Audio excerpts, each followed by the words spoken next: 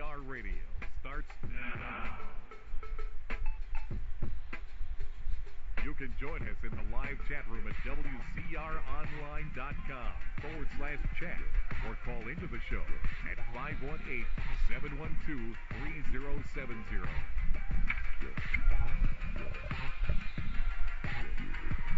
Now, here are your hosts, Ryan Clark and Matt Boone. How's it going, everybody, and welcome to another edition of WZR Radio here on WZROnline.com. It is Tuesday, June 19th, 2012. I'm Ryan Clark, he's Matt Boone, and we're going to be here for the next 2 hours talking pro wrestling. Got a lot to talk about tonight. We had a pretty busy week with news. We had No Way Out, WWE No Way Out on Sunday night, and Monday Night Raw, which was a pretty good show for the most part last night. Matty Boone, what's going on, my man? That's it? That's all I get? Like, wait a minute. Normally I'm sitting here, first of all, I don't know why we played that depressing ass I'm about to kill myself jumping off a ledge song to lead into the show. Yeah. Putting that aside, and the echo that I'm hearing right now, what the fuck, man? I gotta do a whole show with an echo? Yeah, I don't know what the problem is. It's gotta be Holy you. Christ, this is terrible. Is it my fan, okay, dude? Don't make me sad. Wow, it's really bad. Is it the fan? Oh. Is it better now? Is it better now? Yeah, it's better, huh? Is it better now? Yeah, right. No, it's not for me, man. I don't know. We'll move away from a fan, air conditioner. Are you near something? It's got to be that. No, the air conditioner's making an echo. What the fuck are you talking about? I don't know. So you continue on with my.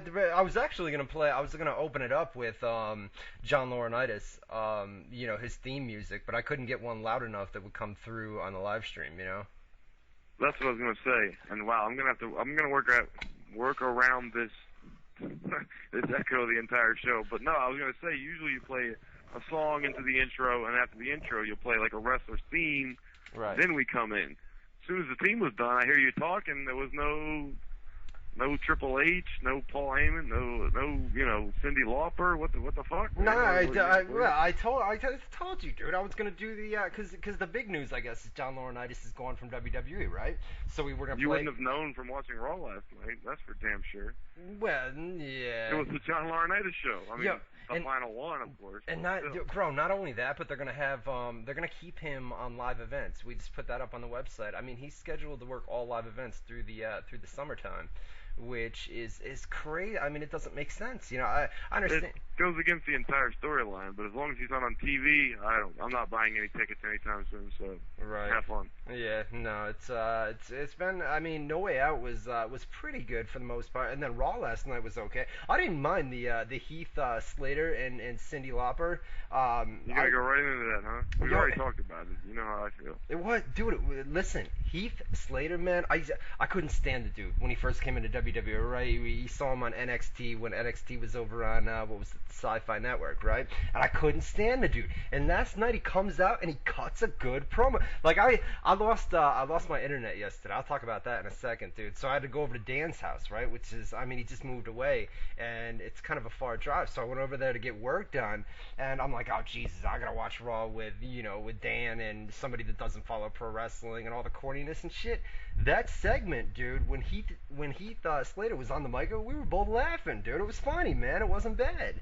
You know? It was bad. You're out of your mind. You're out of, I think you've lost your touch, brother. Wait a minute. I'm not in the chat tonight. I can't be because I'm still in the hotel for one more night, and then I'm moving. I'm moving. As soon as the show ends, I'm going to be moving. I'm going to get in a car, and I'm going to drive for 4 hours down south. Yeah. So, again, I'm continuing my streak of showing up no matter what's going on in my personal life. And your sober streak, too. This is like 2 weeks in a row or something. It's insane, right? Like, I mean, from the outside looking in, it looks like I fixed everything. I haven't, but, you know. No, it's been a rough week, man.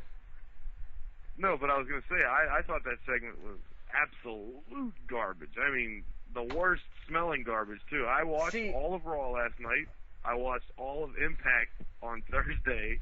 I'm actually pretty caught up for this show. Bro, so you're looking at the segment as a whole, all right? I'm saying that segment on Raw last night, the segment as a whole with Cindy out there and Wendy Richter and on the mic, it was dude, it was horrible. That's not what I'm saying. It was I'm brutal. saying individually, Heath Slater singing that fucking song 2 or 3 times made me want to puke all over my T-shirt. Come on, you didn't laugh just a little bit, No. dude. There was no Not smirk even a on little it. bit. I said I was watching it alone because I had to do play-by-play. Nobody was here, thank God. Yeah. But it was one of those where if I was at a Dan's house or a buddy's house like you, I would have been like, oh God, let me bury my head in the sand right now. I can't take it. Come on. My man comes out, he says, I'm a one-man rock band, baby! You didn't fucking cry. No, Come on, you dude. can put the Clark spin on it and try and make it sound entertaining all you want. That was entertaining what you just did, but what he did last night, He did the not same so thing. much. He did the same exact. I'm a one-man rock band, baby.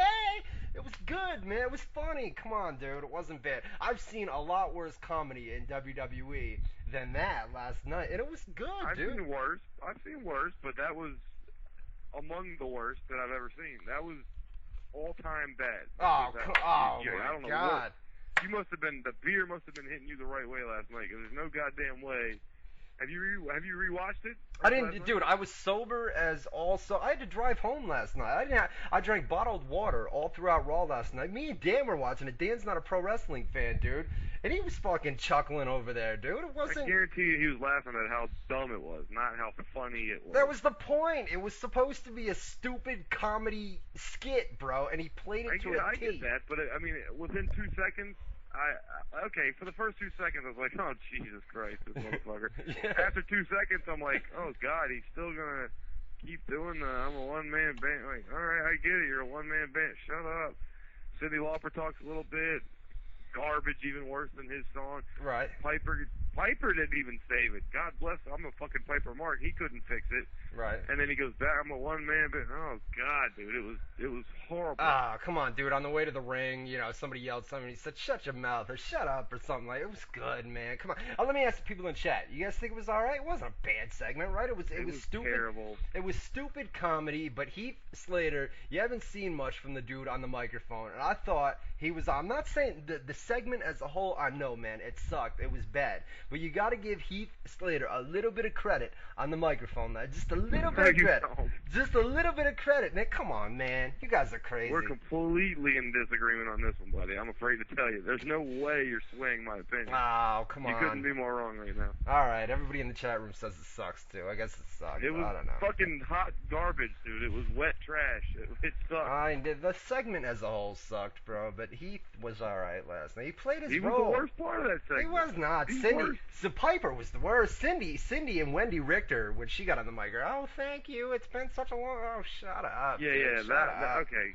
All right, that you'll sway me on. Cindy and Wendy was the worst, and then Piper was the only thing tolerable in the entire mix. Yeah, Slater was the best man in that segment. I had a Piper, bro. Slater was the dude that was on the microphone, and he was playing a heel, and he played it to a T. He was good. Like, get out of here, bro. Anyways, let me.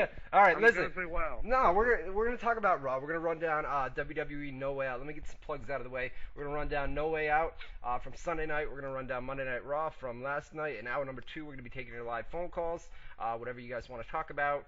We'll do the rapid fire segment during the commercial break. We'll come back, take your questions from Facebook and Twitter. You can email us at feedback@WZROnline.com. I know you didn't have a good week, man. You're going through a rough time, right? I mean, you don't gotta play a violin for me or nothing. I mean, I'd rather I'll be honest. I'm moving tonight, and I wish I wasn't. And I'm moving because my best friend screwed me over.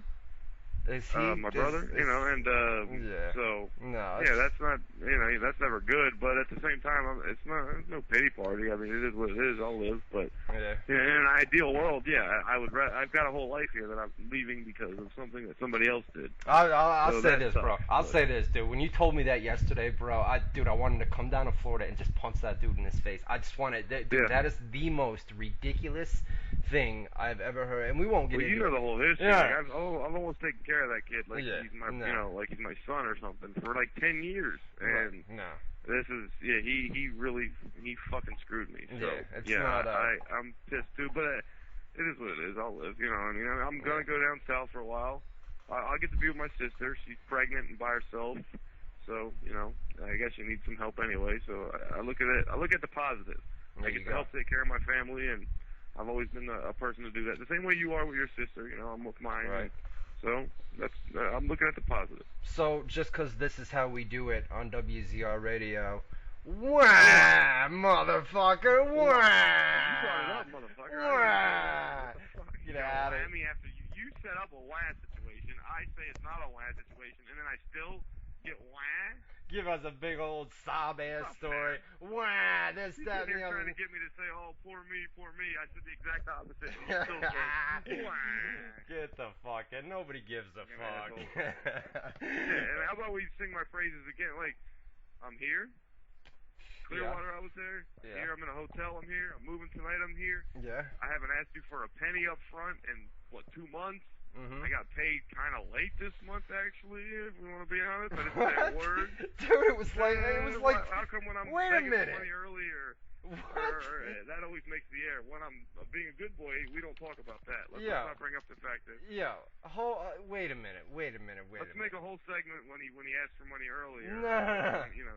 Wait a minute. You got paid. You're supposed to get paid on the 1st, right? I got paid on like the 6th. You got paid on like the 2nd.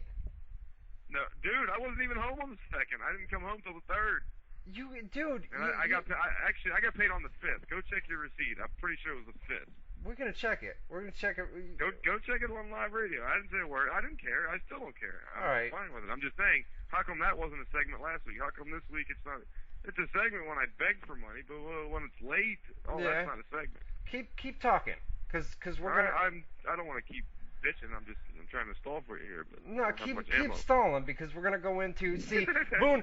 For those that don't know, Boone doesn't have a bank account, so I gotta send him this fucking money. Yes, I do. Or this. Well, I can't send money to the bank account for issues that we won't get into. But I gotta send you. You could. No, I gotta send you a MoneyGram or a Western Union every month, right? So I went into Western Union. I'm gonna log in now. You were paid on like the 3rd at the latest. Man. I came home on the 3rd. You paid me on the 5th.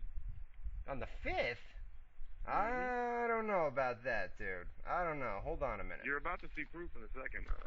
Maybe I'm wrong, but we're gonna find out. You're definitely wrong. It's not a big. I was busting your balls. Wham! Motherfucker. How about let's make a segment? Hey, I was late. Sorry, Boone.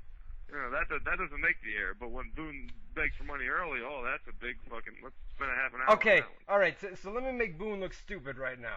On June 3rd, 2012, at 6:28 with 41 seconds on the clock, you were paid $300, and there's a reason why there's some taken out. Oh, that's right. I only picked it up on the 5th. That's right. I actually didn't pick it up till the 5th. Okay, that's what it was. But wait, let's rewind a little bit. Okay. Due to be paid on what day? The 1st, you said? The 1st, but you weren't home. Wait a minute. You weren't home and you weren't online. I've got a cell phone. You could have easily picked up the cell phone and said, "Yo, man, it's the 1st." We talked on the 1st. We were watching UFC together, and I said, "Yo." And that's when you came up with a $300 figure. Right. Wait, let's get off this. I didn't want to make a whole... Now I sound like a money hug. The only point I wanted to make was you were late paying me. That never came up. But when I asked early, you have to make me look like a fucking scumbag. Oh, my God. Get the fuck out of here. You were paid on the 3rd, bro. You didn't pick it up until the 5th. So apologize, dude. All right, apologize. I was paid on the 1st. I got paid on the 3rd. It was late. So say, I'm sorry, Ryan. You were you were right. I paid you... I'm sorry, Matt. I didn't mean to pay you late this month. Sorry, Matt. I didn't mean to pay you late this month. All right, I'm sorry, Ryan. I didn't mean to say it was on the 5th when it was the 3rd. Go fuck yourself. All right, what happened on Raw? Go fuck yourself, dude. You're such a fucking dumb fuck, man. All right, listen. Check it out. Let's get these plugs out of the way. See what happens? This is a good time. WZR Radio. Here's the deal. If you haven't noticed yet, I'm trying to make WZR Radio into a bigger show. I'm trying to get a bigger fan base here. Not that it's already big enough, but I'm trying to... You got a new advertising campaign going on. I'm doing a push for this thing, and after months and months, you've been telling me, yo, this Daniel guy does an awesome job over on the YouTube, and he puts it up. He does, doesn't he? He does a fucking... I talked to him in an email today, dude. He does an amazing job, right? And so he puts it up on YouTube, and you said, dude, all you got to do is take the embed code and put it on the website. So I started doing that this past week, right? And I think just point out real quick, not to cut you off, but like most times when it's anything over 10 minutes, it's like part 1, part 2, part 3, the whole 2-hour show is one file, which is fucking beautiful. Yeah, no, it's awesome, man. So I took the embed code and I put it up on the websites, and I could have promoted it a lot more than what I did, but I put it on Facebook. I could have put it inside every post if I wanted to, but I did a couple different news posts on the website over the week, and I think we're up around like 2,500 views or something like that for last week's show, right? So in about 7 days. For the archive, not the live show. Right, not the live show, but we're up around 2,500 views, which is awesome, man. And I'm going to keep doing that on a weekly basis, right? And hopefully we get a lot more traffic with some new people. I know some of you guys are new here tonight. We're here every Tuesday night from 8 to 10 Eastern time. I'm trying to tell you guys, we have a good time. We don't try to be professional. It's just me, it's Boone, it's our personalities, it's who we are, and we come on here and just talk pro wrestling, man. You guys can call us up in hour number 2, whatever you guys want to talk about. It's all about you. And so I'm going to be doing that, man, just putting the archive up on the website and promoting the show more. You guys have seen it on Facebook and Twitter and everything else. So you need to do I think a more proper introduction to people listening for the first time and have no idea what we are. Yeah. You got to say we're a wrestling show, but we're not like anything you've ever heard. We're not sitting here trying to say, here's what's going on in wrestling today. Here's what happened on Raw last night. We cover that stuff, all of it, the same as everybody else. But we also aren't afraid to have fun. Right. We're not afraid to tell jokes. We're not afraid to stray from the subject a little bit if we think what we're doing is entertaining. Right. We're here to entertain you, but we're here to talk about wrestling at the same time. So it's a little mix and match of both, you know what I'm saying? It's not like we're just going to talk about, wrestling. So check this out, man. Yesterday, all right, it's a post pay-per-view day, No Way Out. You know how the Mondays are after a pay-per-view. It's just crazy, crazy busy. That Monday and Tuesday after the pay-per-view, right? My internet goes out. Yeah. My internet goes out at about 1 or 2 o'clock yesterday, and it would not come back on. So I called Time Warner up and I said, listen, send a re-signal, to the box, man. Send me a new signal. They said, we can't get to your box. We can't send you a new signal. I said, that's the point. If it's down, you got to send a new signal to the box. So they wouldn't do it, right? You unplug everything. Yeah, I tried like 4 different cables. I tried to unplug the box, the router, everything, rebooted the computer. Nothing was working. How fucking frustrating is it when that happens? Dude, and nothing you can do about it was horrible. I was right in the middle of posting something too. So it went out. Finally, I called Dan up. Dan didn't get out of work until 4:30. I said, dude, please tell me you got internet. Can I bring my box over there and work, man? I got Raw tonight, blah, blah, blah, blah, blah. So make a long story short, took my box over to Dan's house, and there were tons of people in his house yesterday, man, and I'm trying to do the work throughout the afternoon, and I hate working in a different atmosphere, dude. You get used to where you are in your office. I've been in a hotel for 2 weeks. Before that, I was unclear. I can't do it. Even if it's my computer, if it's a different desk, a different chair, anything, it's like everything's got to feel the way it's supposed to feel. I don't even know how to explain it. It's like my mouse has to feel like it's the key. Like everything's supposed to.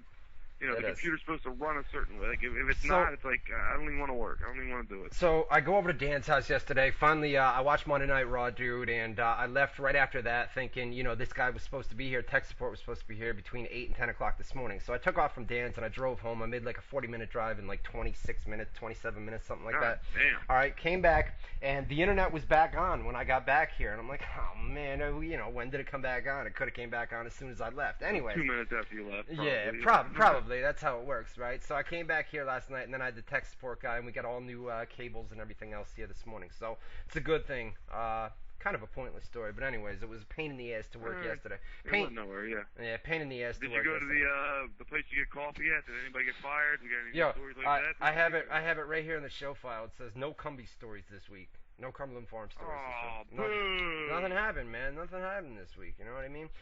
Here's a couple more plugs, and then we're going to get into No Way Out, Monday Night Raw. I know we're running a little bit late with all this bullshit that we're talking about.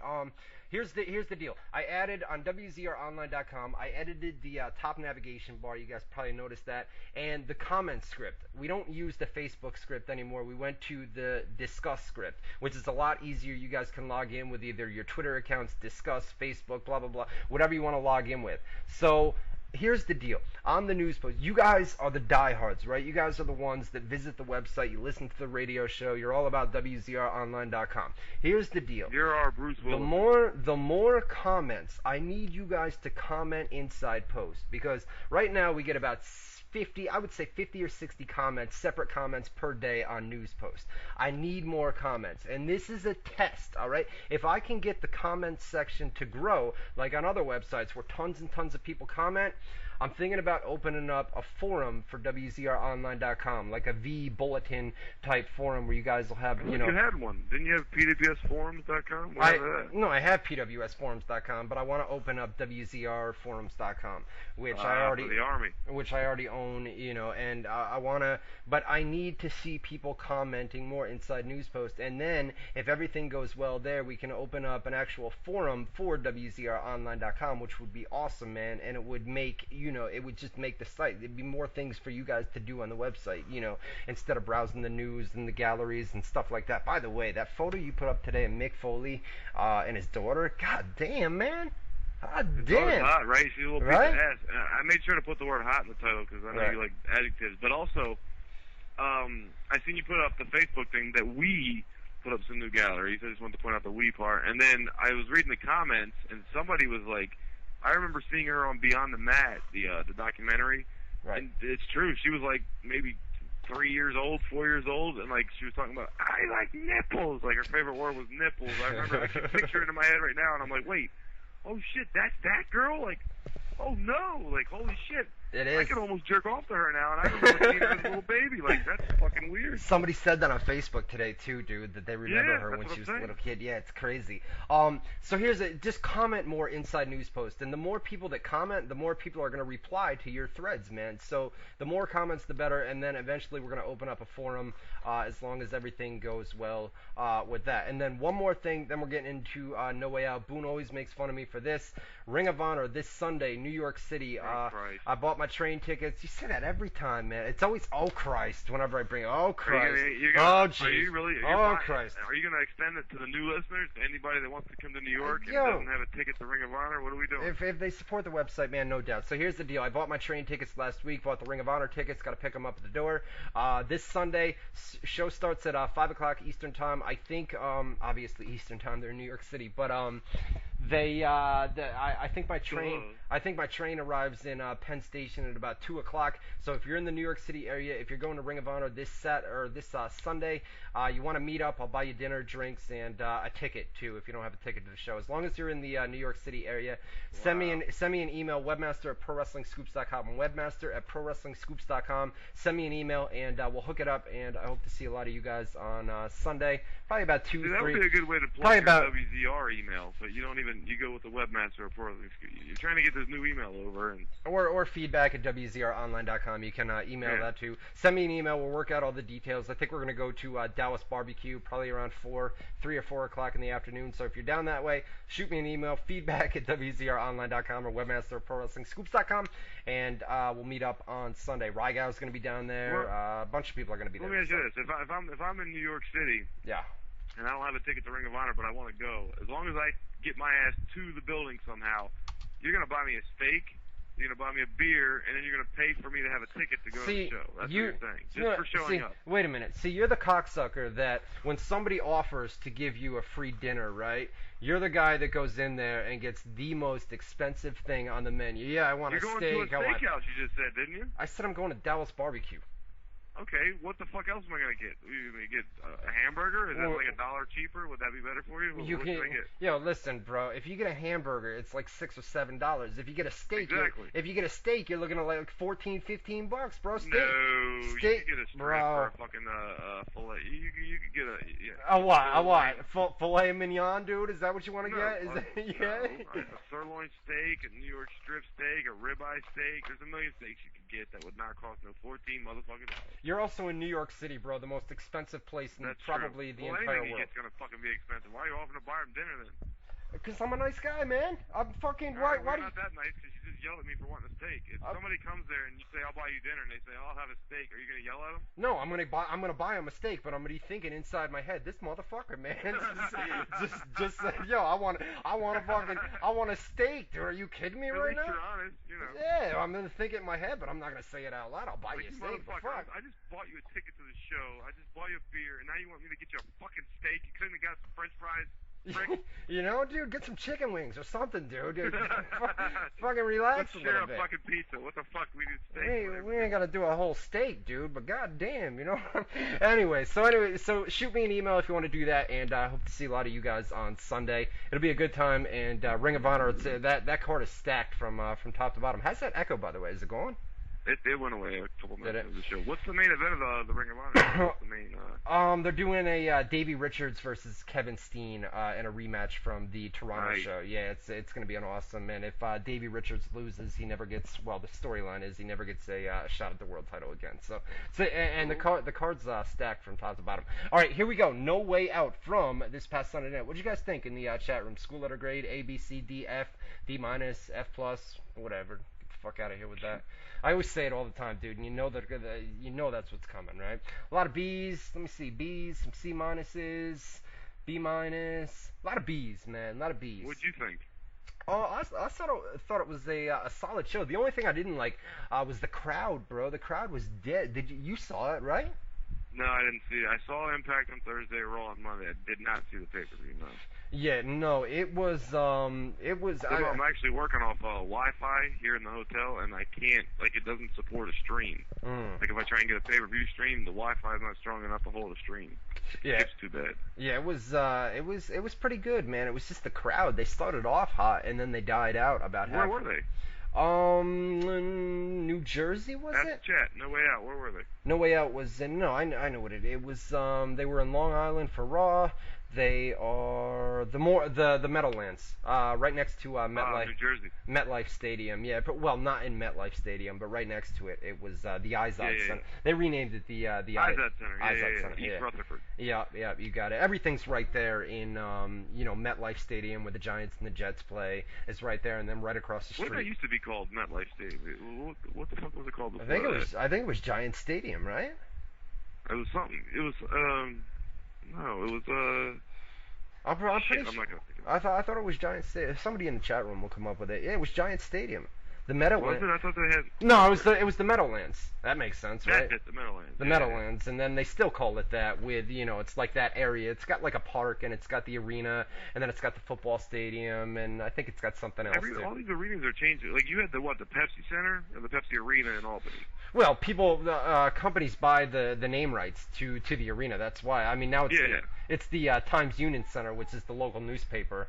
They sign like 10-year contracts to the naming rights to the arena, and then when that expires, great advertising. I mean, if a football game comes or something, automatically they're, hey, we're live at the Times Union Center. Like, damn, that's a good plug for your newspaper. Well, in Denver, they used to have Mile High Stadium, and then Sports Authority, which is a major, sports company. Clothing place. Yeah, clothing, kind of like a Dick's. You know what I mean? They have those sporting goods place. Dick's Sporting Goods, yeah, things like that. And now they renamed it Mile High at Sports Authority Stadium, dude. It's got to be the longest. Oh my God! Are you serious? But at least they kept the Mile High though. Everybody knows it from Mile High Stadium, man. So they tried to keep that and then added their name rights. You know what I mean? To the. Guess who's moving to Colorado? Who? One Stephen Bryant. Oh God, dude, really? Is he really? That's a true story. He tried texting me today and saying you should move with me instead of going to Clear. I didn't even respond to him. Yeah, I would tell him to suck a dick too, dude. Wasn't he in on? I didn't even respond to him. Dude. Yeah, no, I don't blame you. All right, here we go. No Way Out. They kicked it off. We had a pre-show on. By the way, get to our live chat room, WZROnline.com. /chat, WZROnline.com/chat. We have 80 people in there tonight. We need more than that. Come on, man. We had 85 last week. New advertising, you only got 80 I know. 30 minutes? Well, the good thing is we get thousands of hits now on the archive. I mean, I'm going to be doing that every week, so, people can tune in throughout the week. So that's a good thing, man. Basically, it just means we have to deliver a good show, because we're going to have like 10 times the amount of listeners on the archive. Right. That means we got to deliver, because once they hear it, they want to listen to it live. If they like what they hear, then they're gonna listen to it live. So we got to bring the ruckus. I see live phone calls coming in right now. Hold off until hour number 2, and we'll try to get to each and every one of you guys at some point in hour numero dos. So they kicked it off. No Way Out. No Way Out. They kicked it off with the pre-show. It was David Otunga against Brodus Clay. This was not good, man. They actually, this shows you how big they are on pre-shows these days. With they had a John Cena promo. There was a Primo backstage promo. I mean, to put John Cena on the pre-show was kind of a big deal for WWE. Yeah. This really had nothing. They did the same finish to that as they did on Raw last night with the tag match, right? Like Otunga just said fuck it and walked away, right? Walked away, right? Well, and Big Show too, yeah. Big Show walked off too. So the whole story of the match was Otunga worked over Brodus Clay's. You know, it's like WWE.com does an injury angle every single week, dude. Coming out of Raw, coming out of SmackDown, somebody's injured, man. And it was Brodus Clay. Otunga worked the left knee, and then Brodus Clay came back and got the win. After it was over, they did the dancing thing with Naomi and whoever the other one is. Then they kicked off the pay-per-view, dude. Whatever the other one is. I don't know. You know what the other one's name is? Naomi no, and yeah, exactly, dude. We had they kicked off the pay-per-view. It was Sheamus and Dolph Ziggler for the world title. So they kicked it off hot, man. They had a WWE title, world title. Kicked it off. Sheamus won clean with the what do they call it? The white noise, right? Dolph Ziggler Ziggler had him in a sleeper hold, and then he hit the white noise, and then hit the bro kick for the win. This was awesome, man, and the crowd was into it. And the crowd, I mean, Sheamus is the babyface in the match, right? Dolph Ziggler's supposed to be the heel. He is the heel, and the crowd was just, let's go Ziggler, we want Ziggler. I mean, it was all about Ziggler, and this dude's supposed to be a heel, and you could tell, man, I put it up on my Facebook page, the crowd wants Ziggler to become, dude, he's that next guy, he's right there. You know what I thought when I was watching Raw last night, when it's not spoiler, everybody's seen it, they had the match finally between Ziggler and Swagger, where Vicky Guerrero was going to pick the winner or whatever. I thought when Ziggler won, I thought when Vicky went to kiss him, he'd be like, fuck you, bitch, and walk off, turn babyface. But that didn't happen. That's what I was right there with it. It would have worked. That would have been a huge thing. They should have done that. And then she could have gone with Swagger. Maybe they'll do that down the line, and she goes back to Swagger. You know what I mean? Just turn on him or something. Yeah, I mean, hopefully. It would have been a better way to do it, to have him reject her. Be like, I won, and I won your services, but guess what? I don't want him. I don't need him. I'm the next big thing without you, big fat Spanish bitch. How about that outfit last night with Vicky? When she came down, when she got out of the ring after the match was over, dude, and she got out of the ring, and there was that croc shot. At least she had something. She had like tight spandex pants underneath it. But good lord, I just like every time I shoot her, like from behind outside the ring, and like you can see her big fucking Lawrence Taylor-sized thighs and shit. Like, dude, put a robe on or something. Right? Get out of here. Eddie loved that, dude. Eddie loved likes them thick thighs. Yeah, he loved every minute of that, dude. All right, we had so Sheamus and Ziggler was an awesome match. Like I said, Sheamus won clean. Went a good 15 minutes, 20 minutes. And crowd was into it, and this was the only match the crowd was into, dude. Vince McMahon was backstage. John Laurinaitis comes up and says, "Hey, listen, dude, I just want to talk to you, man. I've been trying to do a good job, blah blah blah blah blah." McMahon basically slammed the door in his face and told him not to come in. Told him, he told him. At the end of the night, he does say something to him, and you goddamn better reenact it. I'll tell you that right now. Yeah, we'll do it later. We got new listeners, baby. You got to. I know. We also got 25 minutes to run down No Way Out and Raw. I'm trying to do this quick, man. We had Santino Marella and Ricardo Rodriguez in a tuxedo match, dude. They threw this together at the last minute. This was pure. This was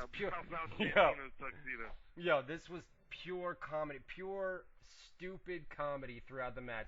They started the match, dude, and Ricardo rips a piece of his clothing, right? And then Santino does it back. Ricardo does it back. Santino does it back. And this went on and on and on and on, dude, where they would rip each other. It was the old Paul Heyman versus Jim Cornette tuxedo match. Even with the fucking Santino wearing the powder blue fucking suit and shit. Like, it was the exact same thing. Right. You had, at about 3 minutes in, the crowd chants, "This is boring. This is boring." Yeah. Dude, it was horrible. Speaking of suit, how about Laurinaitis' suit? My God. The bright orange suit. That fucking red orange, whatever. Yeah. We had eventually it came. Santino won the match, and the whole thing was after it was over. Ricardo was wearing the underwear with Alberto Del Rio's face on the back of the pants. By the way, there are big issues with Alberto Del Rio and WWE. He's not happy. They're not happy. And they, as of a couple weeks ago, he wanted out of the company, and they kind of talked him out of it. And then the whole concussion thing, people are doubting that he had a concussion. There's just big issues with Del Rio, and financially he is set. And not only that, but he could go back to Mexico and become a huge star. Yeah, he was a huge star over there before he came to WWE. So he is set. He fought MMA. He fought in Pride. I told you, he fought Mirko Krokop in Pride. You're right. It's basically Scout Jr. Bro, it's basically a power play right now between Del Rio and WWE, where Del Rio says, well, I don't need you, and WWE says, well, we don't really need you, but we'd like to keep you here and like to sort things out. So we'll see where it goes. Same shit Sin Cara pulls, yeah. You're right. We'll see where it goes. Obviously, like I said, he can go back to Mexico and become a big star there. Christian versus Cody Rhodes. This was for the IC title. Christian won clean with a spear. Rhodes went for that disaster kick that he does, and Christian hit him with a spear. This was quick, man, but it was good for what it was. And the crowd died out here, man. The tuxedo match killed them, and then they never came back. They never came, it was just like, blah. That should have been the bridge match between the main events, I think. Right. The thing, yeah. You had let the crowd go take a piss, get something to eat. Yeah, the tag team match, it was Primo and Epico versus Tyson Kidd, Justin Gabriel versus the Primetime Players, Titus O'Neil and Darren Young against the Usos. Man, I gotta tell you something. All right, Tyson Kidd and Justin Gabriel, awesome tag team, high flyers, good stuff. Primo and Epico, same thing. Awesome guys, high flyers, good stuff. The Usos, big guys who can work really good. And then there was Titus O'Neil and Darren Young. And this was, Sheamus versus Ziggler was awesome. I would probably say that was the match of the night. But this tag team match, and the crowd was dead, man, because they don't push these guys. Nobody knows who, they know who they are, but they're not big-time players. No, the primetime players just hit my fucking radar on Sunday night when I was doing coverage. I was like, oh, that's what they call this team? Okay. I didn't even know. Yo, the match was awesome, bro. Like, I'm watching this thing, and I'm like, yo, this is nasty right now. The only problem I had with it was Titus O'Neil and Darren Young. They look green, bro. I understand they got the look, right? They're big guys. WWE loves guys that have that look, right? And they always have.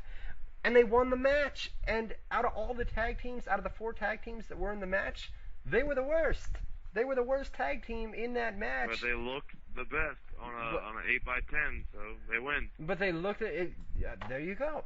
You know what I mean, dude? And it was just like, damn, bro, I feel like the wrong tag team won, but like Boone said, they got the look, and if you got the look, you're going to get pushed, and that's what seems to be happening, man, with the tag team match. So that was that. Then there was the Triple H segment. Triple H basically came out, grabbed the microphone, and took a shot at Brock Lesnar, said, he wasn't a corporate type of guy. Triple H wasn't a corporate type of guy. And he came here years and years ago and said that he never had to work a real job, is what he basically called WWE a fake job, to be honest with you.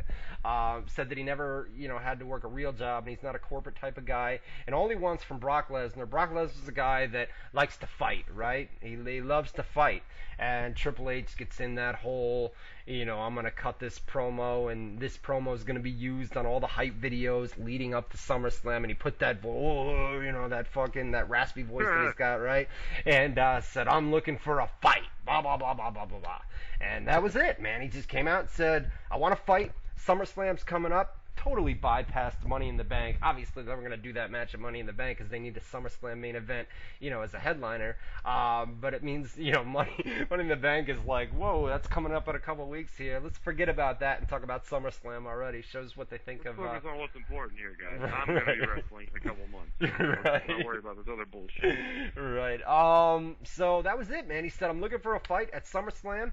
I'll hopefully see you. And then they followed it up on Raw last night with Brock Lesnar's representatives as well. I'm thinking his whole UFC crew is going to come out, and then we have Paul Heyman come out. But it was an awesome promo. I haven't even watched it. I knew Paul Heyman was coming out. Well, I thought it was going to be Paul Heyman and maybe guys from UFC, you know, like Lesnar's crew that comes to the cage, or a couple people, not necessarily those exact people that come to the cage with Brock Lesnar when he was fighting for UFC, but people alongside Paul Heyman, like guys dressed up as lawyers, you know, indie workers or something like that. And all we had was Paul Heyman last night. We had a Divas match at the No Way Out pay-per-view. It was Layla versus Beth Phoenix. Horrible, bro. And the Divas, I mean, not only that, but Layla, she's a good worker. Beth Phoenix, great worker for a diva. And the crowd, I think the crowd just killed it, man. With a dead crowd, it takes the life out of the pay-per-view, you know? Yeah, it does. You know? So we had Layla won clean with a neck breaker. Once again, no karma. She put a photo up. Boone put it on WZROnline.com. Put the photo up. Karma's training to come back, and probably I would say SummerSlam, right? For Karma. I mean, that seems to be what they're building towards for all the big stuff. You know what? People, but, you know what? Maybe Money in the Bank. Maybe they do a rematch because I think they want to get the title off Layla, or they could do a three-way. They could either do this. They could take the title off Layla, do a rematch at Money in the Bank, Beth Phoenix versus Layla, put the title on Beth Phoenix, and then Karma comes. Maybe Karma comes down and you know, interferes in the match, or returns on the Raw the following night after Money in the Bank, and then they How did she leave? What was it? Because like I don't want to speculate, but like let's say they want Awesome Kong versus Beth Phoenix at SummerSlam. Yeah. What you do is you have Awesome Kong come out at Money in the Bank, cost Layla the title against Beth Phoenix, setting up Kong versus Beth Phoenix at SummerSlam. But then that doesn't make sense because that's then they would have Awesome Kong and Layla set up. But I'm saying I don't. No, you would if Karma came out and screwed Layla, you would have a heel versus heel because Beth Phoenix is a heel. Or maybe Beth Phoenix wins the title after the match. Karma comes out and just trashes the shit out of her. You know. She doesn't get to celebrate as new champion. She gets beat down instead. Right. Well, something like I'm just trying to brainstorm what you hear on They wanted to do Beth Phoenix and Karma, like you said, at SummerSlam. They could throw Layla. Yeah, the two big bitches, the white one and the black one. If we're going by 8x10s like WWE is with the primetime players, etc. Right. What better Divas match is there than Awesome Kong's big black ass versus Beth Phoenix's big white ass? You know? Awesome Kong's big black ass, he says. And I also said Beth Phoenix's big white ass. I don't know why you're focusing on. Check this out. The WZR Radio T-shirts, right? The 100. They got shipped out today, brother. Where's mine? I just got the message right now. They were shipped out this afternoon. So to you, okay. I got to go set up a PO box now so that we can get these out. You know. Nice. Good. I want my shirt. Yeah, it'll come with your money, which is going to be right on time next month, dude. I'll send you your money and your T-shirt right on time. Unico and Sin Cara. Sin Cara was I hate that. You got to clear something up for me. Unico. That's like at one point in time, Sin Cara got suspended. They had a fake Sin Cara running around. Is Unica the fake Sin Cara? The guy that played it? Yeah. And he was also involved with Primo and Epico in that stable. Yeah, I always get Unica and Primo and Epico mixed up. Sin Cara came back, hit the face plant finisher that he's got, and once again the crowd was completely dead for this, man. We had CM Punk versus Daniel Bryan versus Kane. See, the three matches on the card were Punk, Daniel Bryan, and Kane in the three-way, which was awesome. Sheamus and Ziggler in the opener, which was awesome, and then the tag team match. And then the tag team match was the third really, really good match on the card. I thought you were talking about the three big promoted matches. Like okay, the three good matches, yes. Yeah, no, the three good matches, like I said, man, was the tag match, the opener, and then this one. This was a really good match. You knew that AJ was going to come down and screw things up at the end. She came down and I didn't think they would do what they did though. I thought they actually did a pretty creative thing with her, you know. Well, she came and jumped on the ring apron, and then Punk pushed Kane into AJ, right? And then the finish came. Punk hit the GTS and pinned Kane for the win. This was a really good match. Kane was worried. Backstage leading into the match, she kissed everybody on the cheek for good luck. Right. Kane kind of grabbed her and made out with her. So Kane thinks it's his girl and shit. So she gets hurt during the match. Kane checks on her. It costs him the match. He carries her to the back or whatever. And then while while she's like getting carried, or was that on Raw? She looks over her shoulder and kind of sees Punk in the ring and smiles at him like, yeah, I helped you there, buddy. You know, one of those kind of things.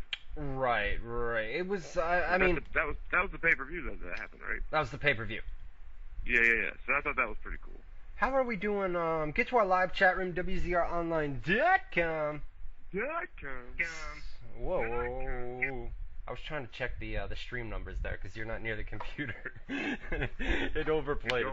Never mind. Anyways, we have about 90 people in the live chat room. WZROnline.com/chat. WZROnline.com/chat. Get in there. Let's hit 100 tonight, man, in the chat room.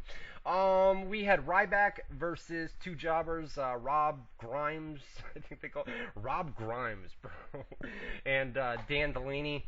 It was basically a squash match. That's what we get with every Ryback match. And now it looks like, after the match, he was saying, feed me 3, feed me 4. So instead of two jobbers coming out each week, and they're probably going to do something. So that's the gimmick. So we're doing the Goldberg thing, but with this little twist on it. That's something at least, I guess. Yeah, but it's old by this point, bro. He's done it week after week after week. Like 3 pay-per-views in a row now, 2 or 3 pay-per-views in a row, and then every week this is the way of pushing it up. Let's add 3 jobbers too. That'll make it better. Let's add 3. Let's add 4 people. And they were originally going to do that at the No Way Out pay-per-view. We put an article up on the website that they were thinking about feeding them 4 guys, and they wound up doing only the 2. I'm guessing on SmackDown this week. What's funny is his first match that'll mean anything will be against Cena in one-on-one competition, and Cena will beat him clean, no problems. Yeah, I know. Look at how they built. They built up the Big Show. They built up Brock Lesnar. Cena just beats him. No big deal. And then why even bother building him up? And then in the main event we had the cage match. It was John Cena versus the Big Show. The stipulations here were basically if John Cena won the match, John Laurinaitis would be fired, right?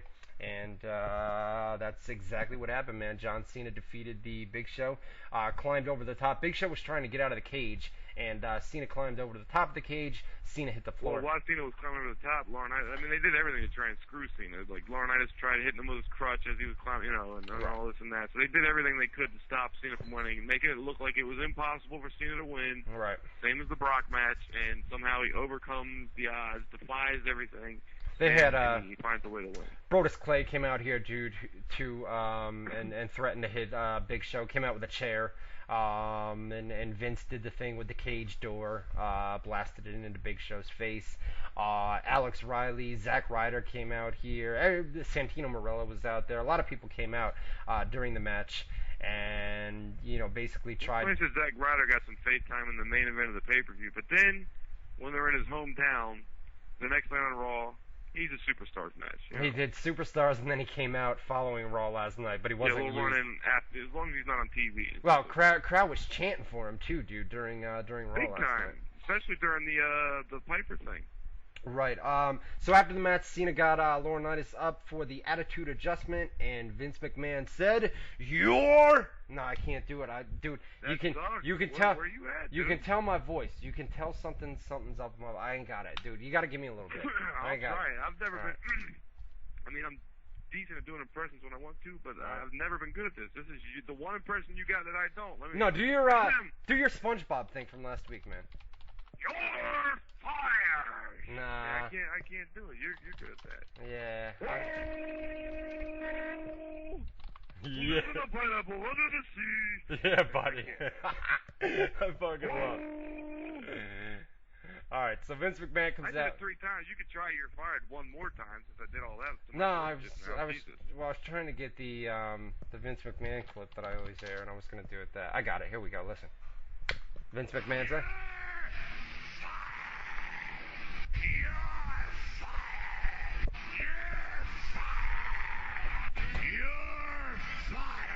Yo, the look on his face when he does it too, man. Every fucking time, it's amazing. My favorite's when he does it to Eric Bischoff, right in his fucking grill and shit, dude. Remember when they threw? You can tell he was fucking he probably had a boner like you couldn't believe when he was like, oh, I can't wait to fucking after all this Nitro shit. Didn't they on TV? They threw him in the dump truck, or the garbage truck, right? Yeah. All right. So check this out. We got 10 minutes to run down Monday Night Raw. I was trying to fly through it, man. I'm trying, man. You fly, because I gotta piss really bad. Oh, come on. You're leaving? Yeah, start flying. I'll be right back. You can't. Yo, this motherfucker. We got 10 minutes until we go to a commercial break, and I'm about to start No Way Out, and he says, I gotta piss. I'll be right back. Throws down his phone. Get the fuck out of here, man. All right. So here we go. No Way Out from this past, or not No Way Out, Monday Night Raw from last night. Mick Foley, surprise, comes out and says the board of directors trying to find him a new permanent general manager for Monday Night Raw, and while they're doing so, he's going to be the special general manager for both Raw and SmackDown this week. The board's going to be reaching out to former general managers on an interim basis, which means we're going to have special guests. We put a list up on WZROnline.com of who could possibly come in. It could be anybody. Could be any of the celebrities that came in to go guest host Raw. Could be former talents. Could be current talents. Could be anybody, to be honest with you.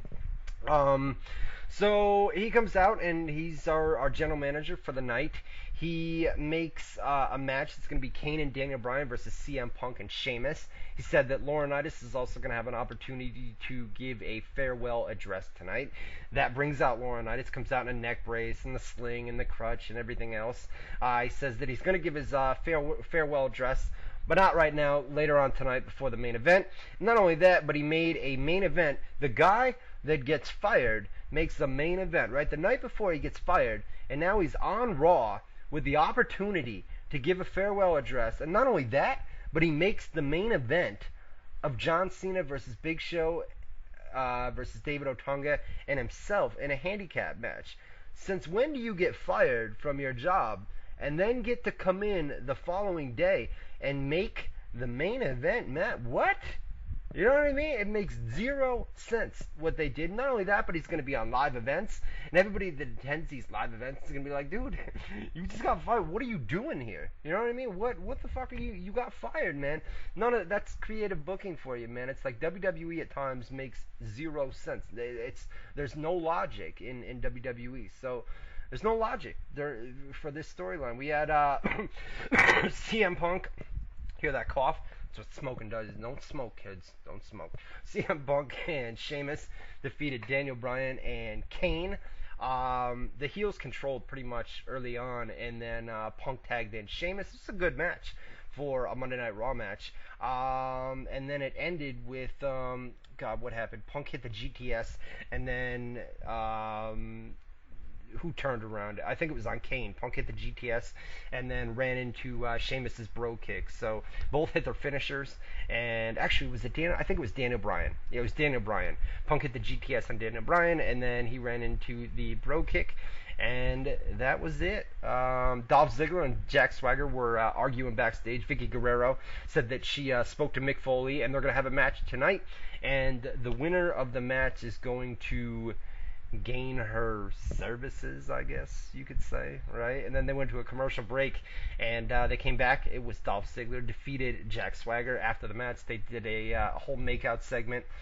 Where is Boone? This is tough, man. This is tough to be on live radio, and you're trying to take like a breath, trying to take like a break, and there's nobody there to say, whatever. Anyways, so after the match, Ziggler kisses Vicky Guerrero, and they go off their happy way. Hopefully, like we were talking about earlier, Dolph Ziggler eventually turns babyface. I mean, he's right there, man. He's almost the main eventer, right there. They just got to continue to go with it. Don't. A lot of times they get guys to that main event position, and then they kill the push. And hopefully, I mean, you can clear. I mean, the crowd at No Way Out, the crowd at Raw last night, the people want Dolph Ziggler. So give them what they want, man. He's right there on the right there, walking the line of being a main eventer, and he's been in main event matches, or he's going to be. It seems like, with Sheamus at No Way Out. I mean, that's for the world title. He's right there in the main event picture. You just got to keep him in that main event picture. Thank you, dude. You walk away for like 5 minutes. 5 minutes, bro. Was it 5 minutes? I had to piss so bad, dude. 5 minutes? Take a 5-minute piss? Jesus, bro. It was, yeah.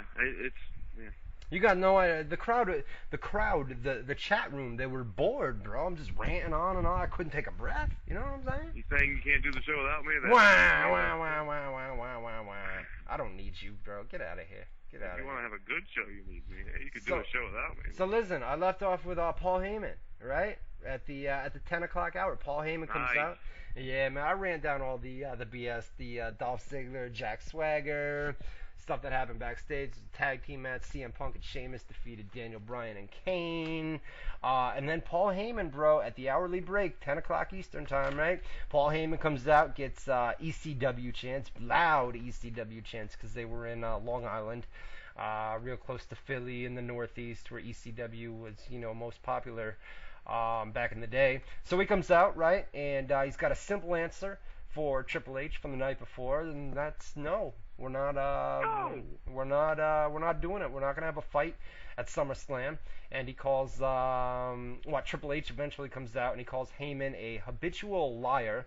Said that Lesnar will fight him at SummerSlam, whether he likes it or not. And he says, I want to hear it straight from the horse's mouth.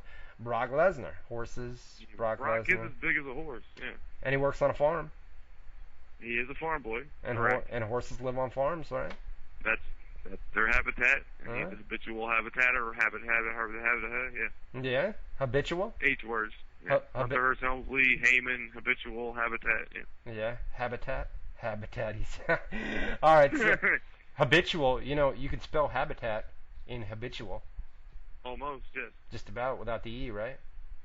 Oh no, there's no E. Habitual. I think you spelled habitual wrong. But anyways, keep going. Habitual and habitat, right? How do you spell habitual? Habitual. Yeah. Where do you get habitat out of that? Yeah, we need a ATE. Yeah, there's some stuff missing. But anyways, keep going. What did Heyman say next? Yeah. You can't do a show without me unless you have a bunch of spelling mistakes. Or a bunch of stupid jokes like that, right? So Heyman told Triple H to stop playing the fighter thing and go back to his ivory tower, I think he called it. He mocked him. Catering to every win. He said, I know how to push your buttons, blah, blah, blah, blah, blah. And, like he did Vince's. Triple H goes to choke him, and Heyman, Heyman is so good, bro, on the microphone. The little things, right? Like, right. He didn't go to choke him. He did choke. He grabbed him by the throat, and he went to punch him. And Heyman's like, do it. I did, yeah. I knew it. No, he's so, bro, he is so fucking good, bro. He's so genius. good. So it's amazing to watch him, bro. And he hasn't been there in how long? And he comes back and he's cut 2 amazing promos. The one about the lawsuit a couple weeks ago, and then the one last night, man. And I guarantee you, he came up with both of those little spots where he told Triple H probably, grab him by the throat, but make sure you keep the microphone in your hand, and I will make you look like the fucking biggest monster in the world, because I will be screeching and squealing. And I'll make sure the mic, picks it up. Don't hit me. Yo, I was afraid that when Triple H hit him, Triple H was gonna fucking potato him, man. With a hard shot. You could tell when Heyman gets that smirk on his face, that look in his eyes, that tone in his voice, and starts fucking with them. Right. It's like, how could you not? Like, I'm getting to you, ain't I? I'm pushing your button. Like, I bet he really was at that point.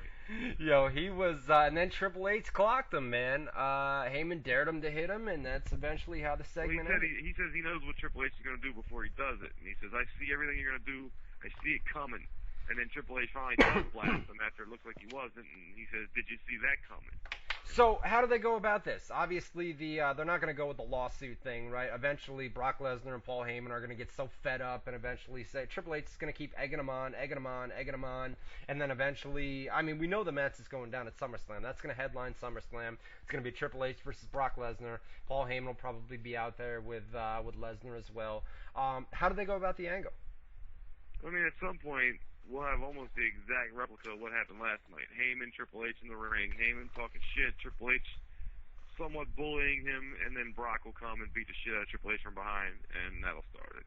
Yeah, something like that. Something along those lines. Don't make me guess off the top of my fucking head with no preparation, but something like that. It's a good thing. Paul Heyman's going to be back weekly, it seems like, to further this storyline going. Maybe not weekly, but they're going to set it up. Whenever he's needed, yeah. Yeah, whenever he's needed. So it's good to have Paul Heyman back on WWE TV, and especially when he's cutting promos like that. Yeah, hell yeah. He was the highlight of the show last night, shit. So it's 9 o'clock on the dot, 9 o'clock Eastern Time here on the East Coast. Obviously, Eastern Eastern Time, East Coast. We're going to take a commercial break, and then we're going to come back with, we're leaving off with Del Rio and Santino Marella. That's up next, and then we got to talk about the Heath Slater. We already talked about this earlier. Boone disagrees. You guys all disagree with me in the chat room. And hour number 2 is all about you guys, man. We're getting interactive. We're going to be taking live phone calls. Never know what you're going to get with live phone calls. And I'm going to do the rapid fire right now. Boom, plug that for me. Everybody head over to Facebook.com/Ryan Clark WZR. The top post you should see on my man Clark's Facebook account will say something along the lines of submit your rapid fire questions and comments for tonight's show. There, what we want you to do is post a simple one-liner, a question, a comment, anything you want us to address in rapid fire fashion. We will answer it very quickly, 1 or 2 words. Fire through them. Facebook.com/Ryan Clark WZR. Rapid fire hour 2. Not only that, but like Boone said, man, make it one line and don't reply to each other on the thread. Just ask your questions. Don't reply. Don't turn it into a whole debate.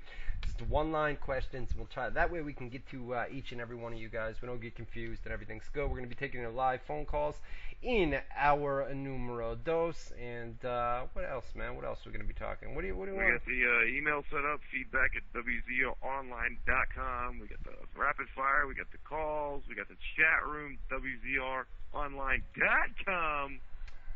.com. Where were you at, motherfucker? .com. I'm WZROnline.com. /chat. So that's when you can interact with us. That's how you do it. There you go. I'm trying to find something for my Euro Music? fans. Yeah, for my Euro fans, but I can't. It's not coming up. European I got it. fans. Here we go. This is for my Euro fans. I know there's a lot of you guys listening, so this is for you guys, right? You guys know what I'm talking about. You see it on Facebook.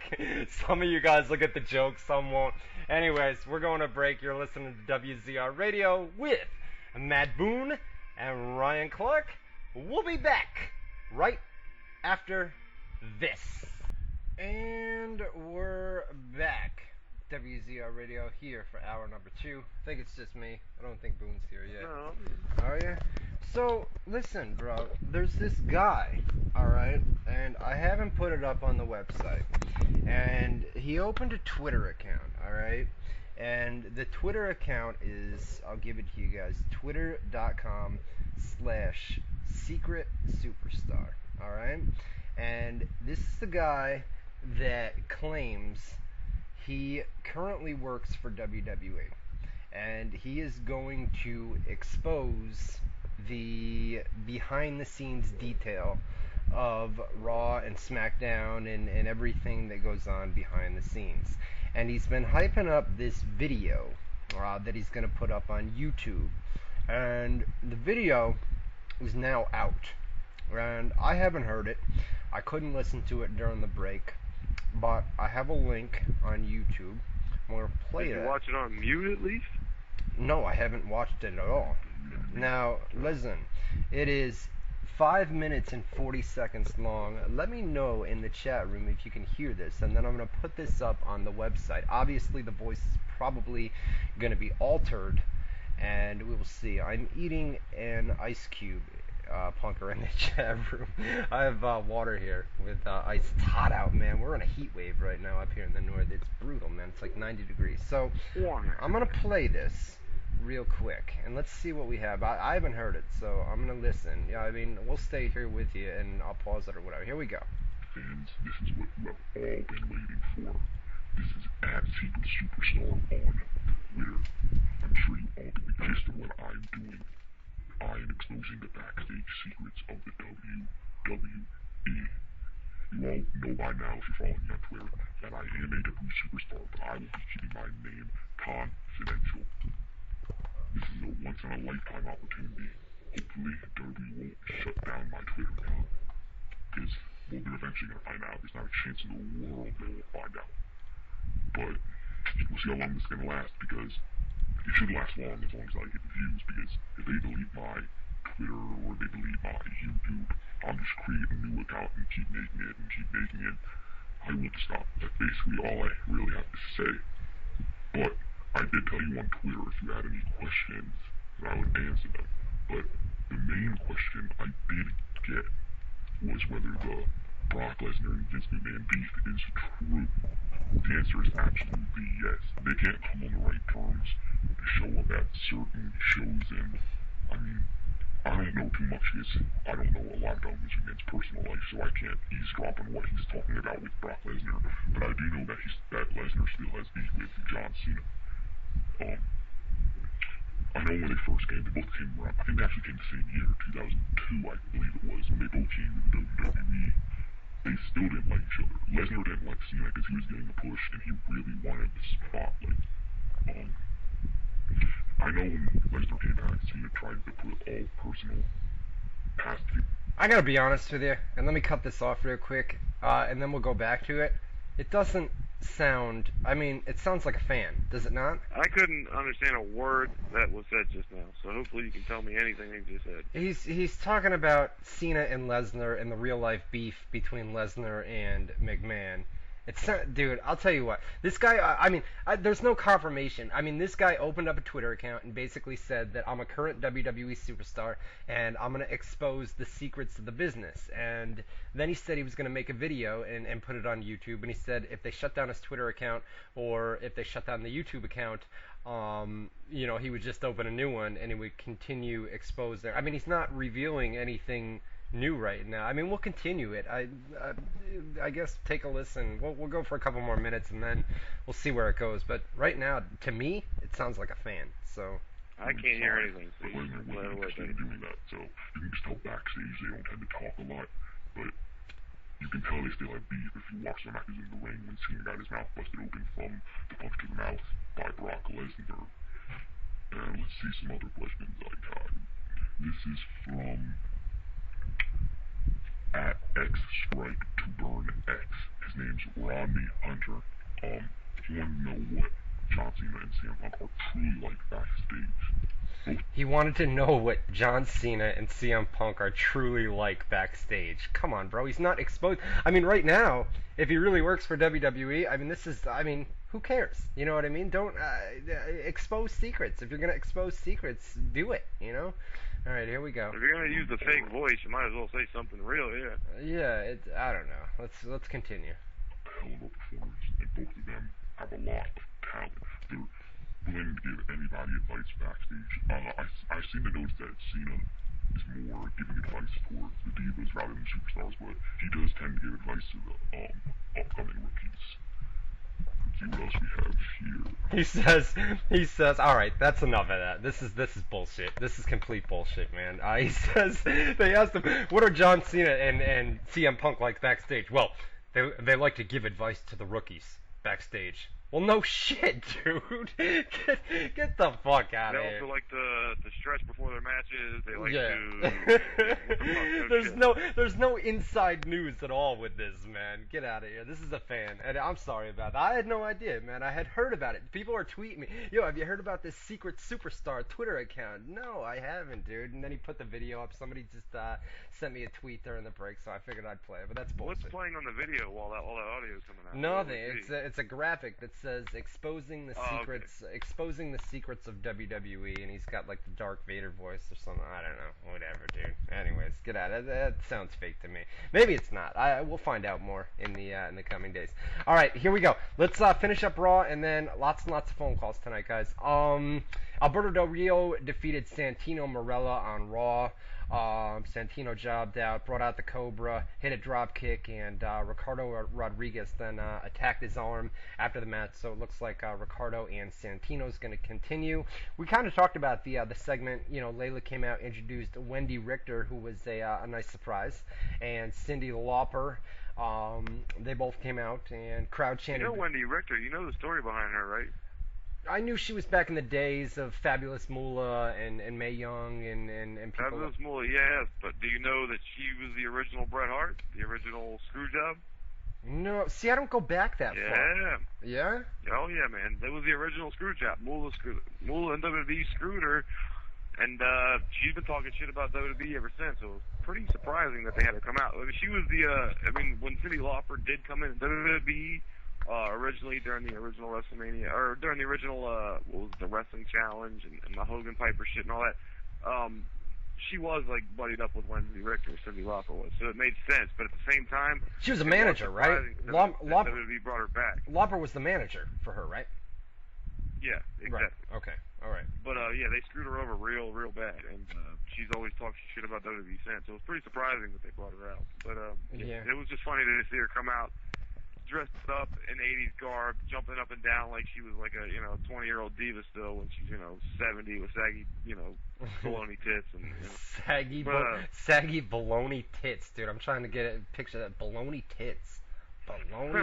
Baloney tits, yeah. Picture some baloney right where the chest, right where the chest is. A little bit of wrinkles in there, right? Yeah, no exactly. doubt. Sagging down. All right, that's not a good picture, but no, it's not. Somebody said fried eggs in the chat room. What else we got? There you go. Yeah. Packets of melted butter, we talked about the segment earlier, dude. I thought Slater played. I mean, he's out there with that stupid gimmick, bro. It's people like that. That's why, everybody says, well, Robbie E sucks and Heath Slater sucks. Dude, listen, they're not like that in real life. It's a gimmick. I think people forget that these. That's where we gotta disagree. Okay. Obviously, he sent out there to sing a dumb song and to be the goofball asshole douchebag. Right. Okay, which is what his job was to do, and he did it. But you're saying he took that material and did good with it. How else could you do the material? All he did was say, I'm a one-man band. Anybody would have, if they would have put that same piece of paper in front of anybody else, you would have got the same exact performance from anybody else. All he did was sing obnoxiously his dumb one line that he had. All right. That's all he did. Well, how was that a great performance? I don't get it. All right, well, Robbie E. All right, given a Jersey Shore thing. I haven't caught his act yet, so I can't comment. You watched Impact last week, right?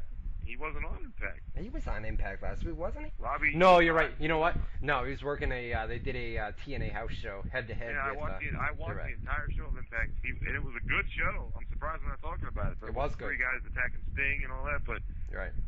I think it comes up in the rapid fire. I think the 3 guys that attack Sting, dude. I think they're gonna save it. It comes in the rapid fire. Okay, all right, no doubt. Yeah. Would you already read it? You already over there reading it? I was reading some of the questions, yeah. Oh, were you? So we'll see. I mean, the whole set. We talked about it earlier, man. Primo and Epico beat the Primetime Players. And that's another. They have the Primetime Players, right? By count out. Yeah, they just had them walk out. They win at the pay-per-view, right? But I mean, that's if you're gonna push them, have them win at the pay-per-view, follow it up on Raw, and then you have them lose by count out. And I understand they did the whole angle afterwards with Abraham Washington, who's gonna lead the that new stable that he's got.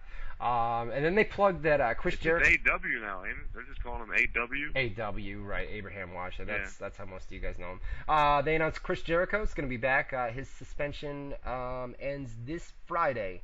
It happened on a Friday. Remember, they were in Brazil. They had the whole flag incident. It was a Friday night, and they suspended him right then and there.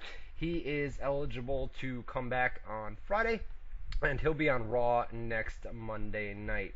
So that's kind of a big deal, right? Jericho coming back to WWE. Well, it'll be a big deal for 1 week, and then it's the same old Jericho again, Back to normal, yeah. It'll be interesting to see what they do. I mean, I don't think there's much heat. I think WWE had to do what they had to do as all the media attention, TMZ, and other media outlets picked it up, and they figured, oh, man, the media's on this now. We've got to do something. We've got to suspend them. And not only that, if they want to return to Brazil, they can use that to the Brazilian government when they go back there, and that's the people that they have to deal with and say, listen, we fucked up, man. Chris Jericho had no idea, and we suspended him for it, and that's a good enough punishment, and it'll never happen again in your country if we come back. You know what I mean? It's only against the law in Brazil. They should have him come back his first week and wipe his ass with the Brazilian flag in America or something. They can't do not the Brazilian flag, but they may play off the angle on Raw now that the suspension is up. We'll see what they do next Monday. You know what I mean? Even we'll see if they acknowledge it. I think they will. You know what? Because a couple weeks ago they said go to WZROnline.com to find out what happened to Chris Jericho, and it was like they were plugging the suspension story, saying go to WZROnline.com to see what happened. And probably just explain that he was suspended. Yeah. Why he wouldn't be on TV every week? I mean, who knows? We'll see. And then, we're pretty much here, man. The main event of Monday Night Raw, it was a handicap match, and you knew what was going to happen here, man. John Cena was obviously going to go over all 3 jobbers. Well, you didn't know Big Show was going to bail on him. That you didn't see coming. I guess you could, because everything, like, it was funny, Laurinaitis got fired, but he was having a great time all night laughing and, having a great time, and Big Show was the only one saying it's not funny and this and that, and then he finally walks out at the end, so I guess. There's no logic to that, though. I mean, I talked about it where you were taking a piss break, man. There's no logic to saying, all right, John Laurinaitis comes out to open Raw, right? And then he makes the main event match. He says, yeah, I got fired last night, but I'm going to make the main event match on Raw. No, he said he already made it. He made it the night before and cleared it with the whatever. And then, so it's his last official match. Give me a break, dude. Give me a break. It's so retarded, yeah. I mean, he got fired last night, or on Sunday night, and then he opens the show with Raw. He closes the show with Raw. He's got multiple backstage segments. He made the main event. He's in the main event. Like, it was more Laurinaitis than we've had, as much or if not more than any other week, and he's supposed to not even be working for the company. Right. But, I mean, it was his big final hurrah, so I guess if we had to put up with it one more week, I could deal with it. At least next week we know he's not going to be there. And by the way, we haven't even mentioned, Mick Foley announced in the beginning of the show that there was going to be a new general manager for Raw and SmackDown. Anybody who was a GM in the past will be running Raw and SmackDown until they find the permanent replacement, and that he would be running Raw and SmackDown this week. And even with knowing that, he only had one segment on Raw, and it was more Laurinaitis' segment than his. And so, yeah, they're still not using Foley worth a shit. Who do you, let me ask you this. Who do you think the new general manager of Monday Night Raw will be? The permanent one? The permanent one, right. I don't know. I would have said Foley would have been a perfect one, but obviously it's not going to be him, so I don't know. Who do you think?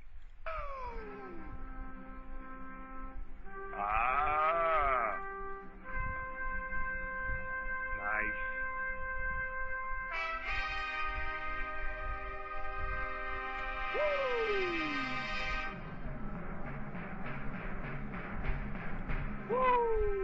What do you think, man? You think Ric Flair? He's not under contract with TNA right now. You've got the WWE versus TNA lawsuit, right? What do you? It makes sense. I like it. I like it a lot. If that music hits when they finally announce the new one, I'm marking out. You can bet your ass on that. Shawn Michaels, he was a commissioner back in the day. He could be, I mean, listen, they've got the WWE versus TNA lawsuit, right? And I mean, they can play out this general manager storyline for months, for years, if they wanted. For the next year, they could do it. And they could wait until the whole lawsuit is over. I mean, there's no rush to bring Ric Flair. You know what else they could do?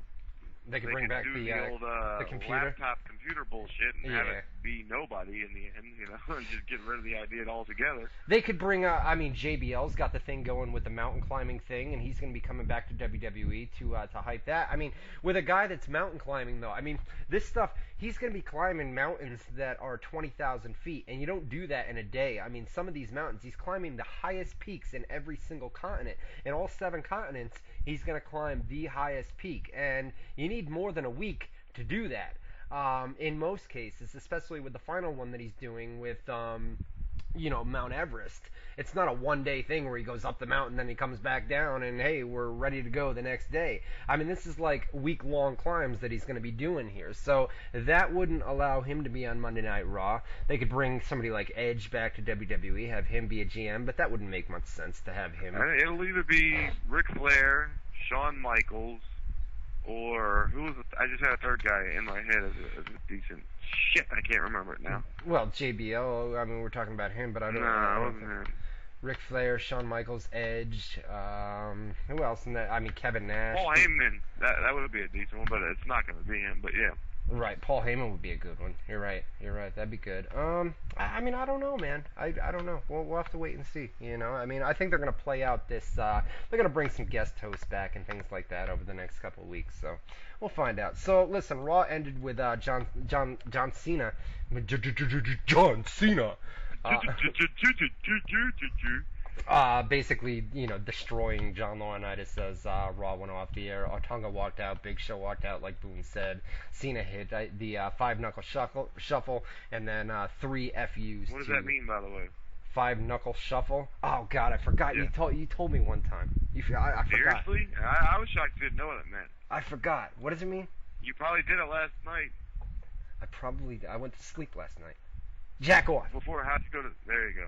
Masturbation, Jack. It does that? It really means that, huh? I've never heard of that. Yeah. 5 knuckle shuffle, right? All right, so you got 5 knuckles. Take your 5 knuckles, put them down to your dick, yeah. and shuffle your hand. No, you're right. You're right. See, if you get the 5, I'm looking at my fingers right now, dude, and then I don't know. How do you? Yo, what the fuck, dude? I don't know. We get sidetracked sometimes. Sorry. Get to our live chat room. Just a little bit. WZR Online. We'll go on a jerk off rant in the middle of a plug. You know. Right. Talk about Boone's payments and everything else. Blah blah blah blah blah. WZR. WZROnline.com.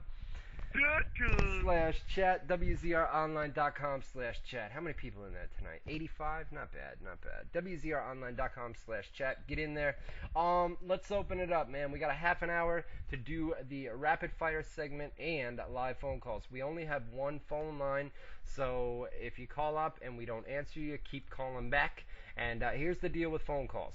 We answer your call. You're gonna hear us through your phone. You're gonna hear us talking. Hey, what's your question?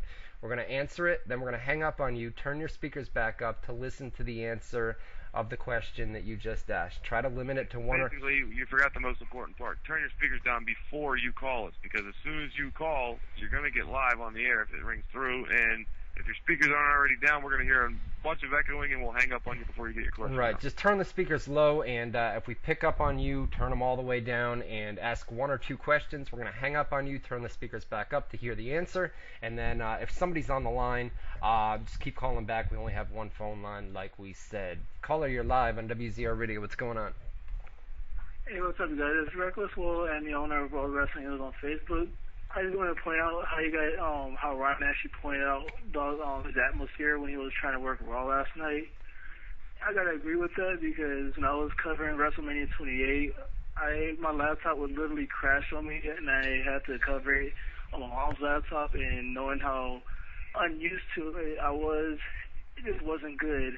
I'm not used to like the pop-out boards. I pretty much can relate to Ryan 100%. Well, and Boone said the same thing, man, with, you know what he's talking about, Boone, with, I didn't even hear him. You know, working at a different, in a different atmosphere. You know, I got this little... Oh, yeah, on a different computer or a different, yeah. Yeah, no, I got this little office set up here, man, and, it's just, it feels different when you're working there. I mean, it's a different size monitor and everything else, because I only brought my cable box over there last night, you know what I mean? It makes a big difference, yeah. Yeah. Here's the number. God, we had tons and tons of calls earlier, and now they're all going. 518-712-3070. 518-712-3070. And we're going to mix it up, man. We'll do rapid fire and phone calls. We'll take Callie, right? Callie, what's up, man? Yeah, well. What's going on, man? Hey, a question you probably already answered, a TNA one. When Sting got attacked with about the Hall of Fame thing with the 3 big black people, you know who those 3 people were who attacked Sting? That's it. I was going to answer that, but Boone said it was in the rapid fire segment. I think, and I don't have this confirmed, man, I think it's Ring Ka-King, guys. And I don't have any names, but I believe Chris Masters may be one of those names. And this isn't confirmed, man. Don't go and say that I told you this and blah, blah, blah. And then if it doesn't come true, that's just a rumor that it's going to be some leftover guys. What did you think when you first saw it? Because I had a definite opinion when I first saw it. But then again, this was my first TNA show in years, so I'm completely guessing. I thought it was 3-minute warning, and then I remembered that Umaga is no longer around. I thought it was something to do with Jeff Jarrett because he's jealous that Sting got inducted before he did. Oh, there you go. And it could be, it's either that, it's Ring Ka-King guys, or it's Jerry Jeff. Jarrett, it's Jeff Jarrett and a group of AAA, AAA wrestlers from something like that. That makes sense. Right, something like that. Right, from overseas, and they were going to do an angle with AAA and TNA anyways. So we'll see if they still go with that. You're right. It could be Jeff Jarrett and somebody else. And Karen Jarrett's been all over Twitter lately saying, you know, I'm sure whoever it is will be revealed, but I'm sure Jeff Jarrett's behind it. That's my guess. You're probably right. Now that I think about it, yeah, Jeff I don't know Jarrett. who the 3 guys were, but I bet Jeff Jarrett's behind it. Right, yeah, we'll wait and see what happens. Caller, you're live on WZR Radio. What's going on? Yes, I have 3 quick questions. I'm going to make them quick. The whole deal with Jerry the King Lawler saying that the WWE Universe was saying, let's go Sheamus, when obviously it was let's go Ziggler. What's the deal with that? I mean, was it someone in the background telling them, hey, let's not push Ziggler over Sheamus? Or, well, Ziggler is right now is a current heel, right? And obviously they don't want their crowd chanting for a heel, man. They're going to want them, cheering the baby faces and booing the heels. And, of course, I'm pretty sure it's as simple as whatever they're booking, if they don't get the reaction they want, they don't play towards it. The same way they didn't put Zack Ryder on Raw last night. He's not booked to be this big megastar, and they knew if they put him out there, he'd get this insane pop. So fuck it, let's not give him what they want. Right. Same thing with what you're saying. Same with Cena and his mixed reactions. The other one would be Heath Slater. You noticed that last week it was him against Vader. This week it's him against Cyndi Lauper. You think these continuing weeks, when they keep bringing the blast from the past, he'll keep being the heel towards them? It looks like it right now, man. It looks like that's the angle that they're going. He was out there with the Legends last night with Lauper and Piper and Wendy Richter, and then, like you said, the week before. He was also the guy that got shoved backstage at WrestleMania by what's his face, wasn't it? The rapper guy. Flo Rida, yeah. Yeah. You're probably right. You're probably right on that, man. And the other thing, last week that guy mentioned about sending his hip hop song. Did you guys get that? No, I never. You know what? I was thinking about that during the commercial break, and I never got an email from him. So if he calls, I forgot about that. If he calls back up tonight, if you're listening, call back up tonight, or send me the MP3s, feedback at WZR Online. Yeah, play it over the phone. Yeah, I mean, we'll do it up. All right, thanks for the call, buddy. I appreciate it. Here comes the phone calls. I was wondering where they were. All right, caller, you're live on WZR Radio. What's going on? Hey, just me again. When you guys actually mentioned that whole AJ segment about that mask, it's kind of ironic that I actually did a little edit of AJ back about, I think, 2 weeks ago, and people on my page went crazy about it. I'm like, as soon as I saw it, my hair rose up. I'm like, oh my fucking god, I'm the sidekick. The question is, what did you guys think about that? The AJ shit? I don't know. I couldn't make out what he said. I was hoping you were listening to the call. Listen, I couldn't make out what he said. All right. The phone. Check this out. The phone lines are free right now. Here's the deal with the phone calls. Call up. Try to make it one time. If you got 2 or 3 questions, we'll answer them all at one time, and then we'll kind of move on to the next caller, man. But don't hog the line. Don't hog the line, man. So we'll keep taking them. 518-712-3070. Caller, you're live on WZR Radio. What's going on? Hey, what's up, guys? How you doing, man? Pretty good. Hey, 3 quick things. I promise I'll make them fast. Number one, as far as the whole GM thing, do you think it could be at all Stephanie? She was a GM in the past, and I thought she was good as a GM. It could be anybody, man. It could be Stephanie. Stephanie McMahon. Oh yeah. Definitely. Yeah, to be honest with you, man, it could be anybody. And with WWE booking, they're creative. I mean, they book on a week-to-week basis. I don't even know that WWE has somebody in mind for next Monday. And I'm sure after the TV tapings tonight, you've got Wednesday, Thursday, Friday, Saturday, and Sunday before Raw next week. So I'm sure they're going to be making some phone calls later this week, and they'll come up with somebody on a week-to-week basis. But it's not they just put it out there, see what the big public outcry is. Like, oh, we think it's this guy, or we hope it's that guy, and then, oh, let's go get that guy, then shit. Right, yeah, it could be anybody, though. Right, and one other thing, is there any possible thing with them bringing back the superstars from the past if Sean Waltman might be coming back? Because I read some stuff, but they didn't say if he was contacted by WWE to come back or not. Well, Waltman, we just put an article up on WZROnline.com today, and Waltman's been asked twice in the past couple of weeks whether he's been contacted by WWE. DX is going to be returning on the 1000th Monday Night Raw, and everybody's been asking Waltman, you know, are you going to be a part of the DX reunion? And he just replied to another, you know, fan today and said, no, I haven't been contacted. And Waltman usually tells it like it is, doesn't hold anything back. And I'm pretty sure that if he was contacted... When is it? Is it next week, the 1000th Raw? No, it's about 4 weeks away, 5 weeks away. He probably wouldn't be contacted to the last second. It wouldn't be like some 4-week, hey, be ready in 4 weeks, be ready in 3 weeks, be ready in 2 weeks. Like, I'm sure they would just, you know. Exactly. That's exactly it, man. He hasn't been contacted as of right now, but that's not to say that, you know, things can't change. I mean, a DX reunion kind of sucks with just Triple H. I mean, they're not going to bring China back, but it sucks with Triple H and Shawn Michaels. We've seen that over and over. Bring Road Dogg, bring Billy Gunn, bring X-Pac back. Yeah, do the real reunion with, like, all... I mean, okay, at no point was it ever Triple H, Shawn Michaels, and the New Age Outlaws and X-Pac. You know, it was either Triple H and Shawn Michaels or Triple H, the New Age Outlaws and X-Pac. But fuck, put them all out there at once and, like, let's see all they're going like a real reunion. They're going all out for the 1000th Raw, man. So it wouldn't surprise. I mean, Road Dogg's already working in WWE as a producer and agent. Yeah, so he's already there. Billy Gunn's. And if they can't get Billy Gunn, just have Ziggler dress up 1 week. Nobody would know the difference. Billy Gunn's cleaned himself up big time. I guess he's sober right now, so they could bring him back. And you know, X-Pac seems to be pretty good, other than the pot smoking that he freely admits to. You know, they're gonna go all out for the 1000th Raw, so I'd guess that they're probably gonna bring him back, man. Right, and then I just want to give Boone a compliment. Ever since he's been back... Wait a minute. Yo, I don't mean to cut you. Don't ever give Boone a compliment, bro. Don't you? No, I'm playing. Don't listen to him, bro. You better give him a compliment. What are you going to say, man?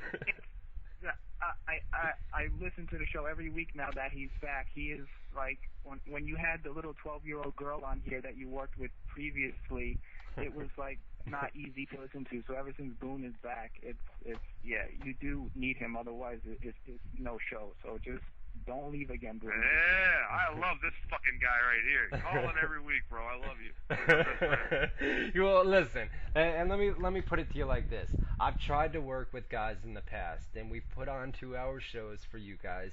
And it's not the same with Boone. Me and Boone have been doing this for over 10 years now together. And over 12. We started in 99 or 2000. Right. I mean, we have amazing chemistry together. We always have, and I wouldn't get rid of Boone. Boone's not going anywhere as far as WZR Radio is concerned. Caller, you're live on WZR Radio. What's going on? Hey, what's going on, Ryan, man? What's going on, man? Yo, this is D. Cross. I'm the one that tried to send you the MP3s. Yeah, what happened, man? Yeah, I emailed them to you. I don't know why it didn't go through, but what I do is that you go out to the ROH this Sunday, right? Right, yeah. I'm going to the ROH also, so I could just meet up with you and I could just give you a CD. Email me, send me an email or Facebook me. Are you on my Facebook page or no? I should be on your Facebook page. All right, just reply to one of my threads and say, yo, you're the guy from WZR Radio, and then I'll see you on Sunday, dude, and give me a CD. We're gonna have drinks and dinner. I'll give you a cell phone number that you can call me up on Sunday, and we'll meet up, man. All right, definite, man. All right, bro. Also, I also got a question too, man. Sure. Like, what's going on with the whole lawsuit thing with TNA and WWE? What do you mean, the lawsuit? The lawsuit. Oh, I thought he said roster. My bad. I did too. He's in lawsuit. Well, I mean, it's complicated, man. We've put the post up on the website. TNA is suing. Give me the gist. What's the lawsuit over? I don't even know who sued who and what was the claim. There was a guy that used to work for TNA, all right? Okay. And he was released or quit TNA and went over and got a job with WWE. And TNA claims in the lawsuit that this guy had access to a lot of information on TNA talents, including when their contracts expired, how much they made in TNA, had a lot of inside info on TNA. And TNA claims that this guy then went over and got hired by WWE, and he gave them inside info on TNA and contracts that were going to be expiring soon. And TNA claims that WWE is now contacting their talent and is basically trying to raid talent, take talents from TNA and bring them back to WWE. And WWE completely denies this and say, wait a minute. We've checked all our emails. We've checked, John Laurinaitis is named in the lawsuit. We've checked his email accounts, and there were never any emails sent to him. And that's not. It doesn't have to be emails. The guy could have came up to John Laurinaitis and said, "Listen, man, Matt Morgan's contract expires now. Kurt Angle's expires this day. Blah blah blah blah blah." And WWE denies all these allegations and says this is complete bullshit. And TNA says we have proof. We have solid proof that this happened. And then Ric Flair recently just out of nowhere, and there were no problems between TNA and Ric Flair, out of nowhere completely stopped showing up to events and quit the company. And he's now named in the lawsuit, and TNA says that they terminated Flair, and Flair says, no, I quit the company. And now there's talk that Ric Flair is, going to be headed to WWE, and TNA is using his name in the lawsuit as one of the guys that WWE is going after, among other names. And more details are going to continue to come about this, but the whole gist of the lawsuit is WWE has inside info on TNA's talent, and they are trying to raid them of their top stars. Well, hot damn, and that's what's going on. There's going to be a lot more that comes out on that here in the coming weeks. Caller, you're live on WZR Radio. What's up, man? Hey, buddy. What's up? First off, great show. You guys have put on, and I really appreciate both you hold for doing it for the past 10 years you've mentioned. Yeah, thanks, man. Right. I had a few questions. First thing, it's kind of becoming apparent that this whole thing with TNA Impact, moving into the live time slot, and then moving back from 9 p.m. to 9 p.m. to 8 p.m. I don't think it's really helping the ratings. The Impact before last Thursday was a .99 or something like that, and then the last one, which is actually a pretty good Impact, it was 1.03. So I don't know. What you guys think is wrong, or I'm kind of like asking an opinion or something like that. Yeah. Ryan, do you want to handle that one, Ryan? Listen, you guys in the chat room are Dude, the I biggest. could not hold it in, man. Yo. I'm trying to... Listen, you guys in the chat room. Yo, listen. Ryan, listen. Stop, man. You guys in the chat room are the biggest dickheads. Listen, man. I'm not even in the chat. He's nervous. Listen, he's nervous, bro. The dude's. I know, I get it, but still, after a while, like, shit, that was. All right, enough. Enough in the chat room. Enough. Stop. All right, we got it. What's your answer, though? What was the question, What was the question? It was about, I don't know, He chews bubble Listen, the guy, he was a... You're trying not to laugh too, you dickhead. What are you putting it on He was the first time caller, man, and he was nervous. He was clearly nervous, I know. man. I'm not saying nothing bad about the guy. I just thought it was funny that he said 12,000 times in one call. The ums were kind of... I thought he was pranking us at first, and then I was like, oh shit, he's being real. I better hold my own. Listen, my hand over the phone. everybody has their own thing. He was a first time caller, man. To be honest with you, dude, I'm not gonna lie. The ums kind of got in the way of the question. Does anybody know what he asked? I'd like to answer the guy's question, man. To be honest with you, I mean, come on, dude. Do you think he's ever calling in again? Hey, hopefully he does, man. He was probably nervous. I mean, he might, I'm sorry, man. I'm sorry. Come on, it's not nice. Caller, you're live on WZR Radio. Right. What's going on? Yeah, I can believe that guy was nervous because the first time I called, I was nervous.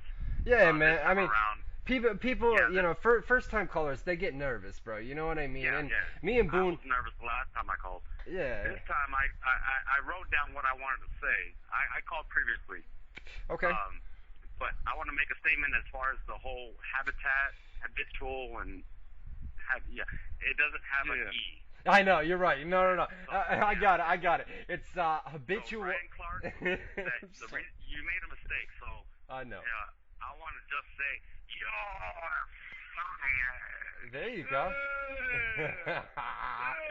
Well, man, I just got fired from my own show, man. I think you just got fucking dismissed, brother. I think I just got fired from my own show. You're right.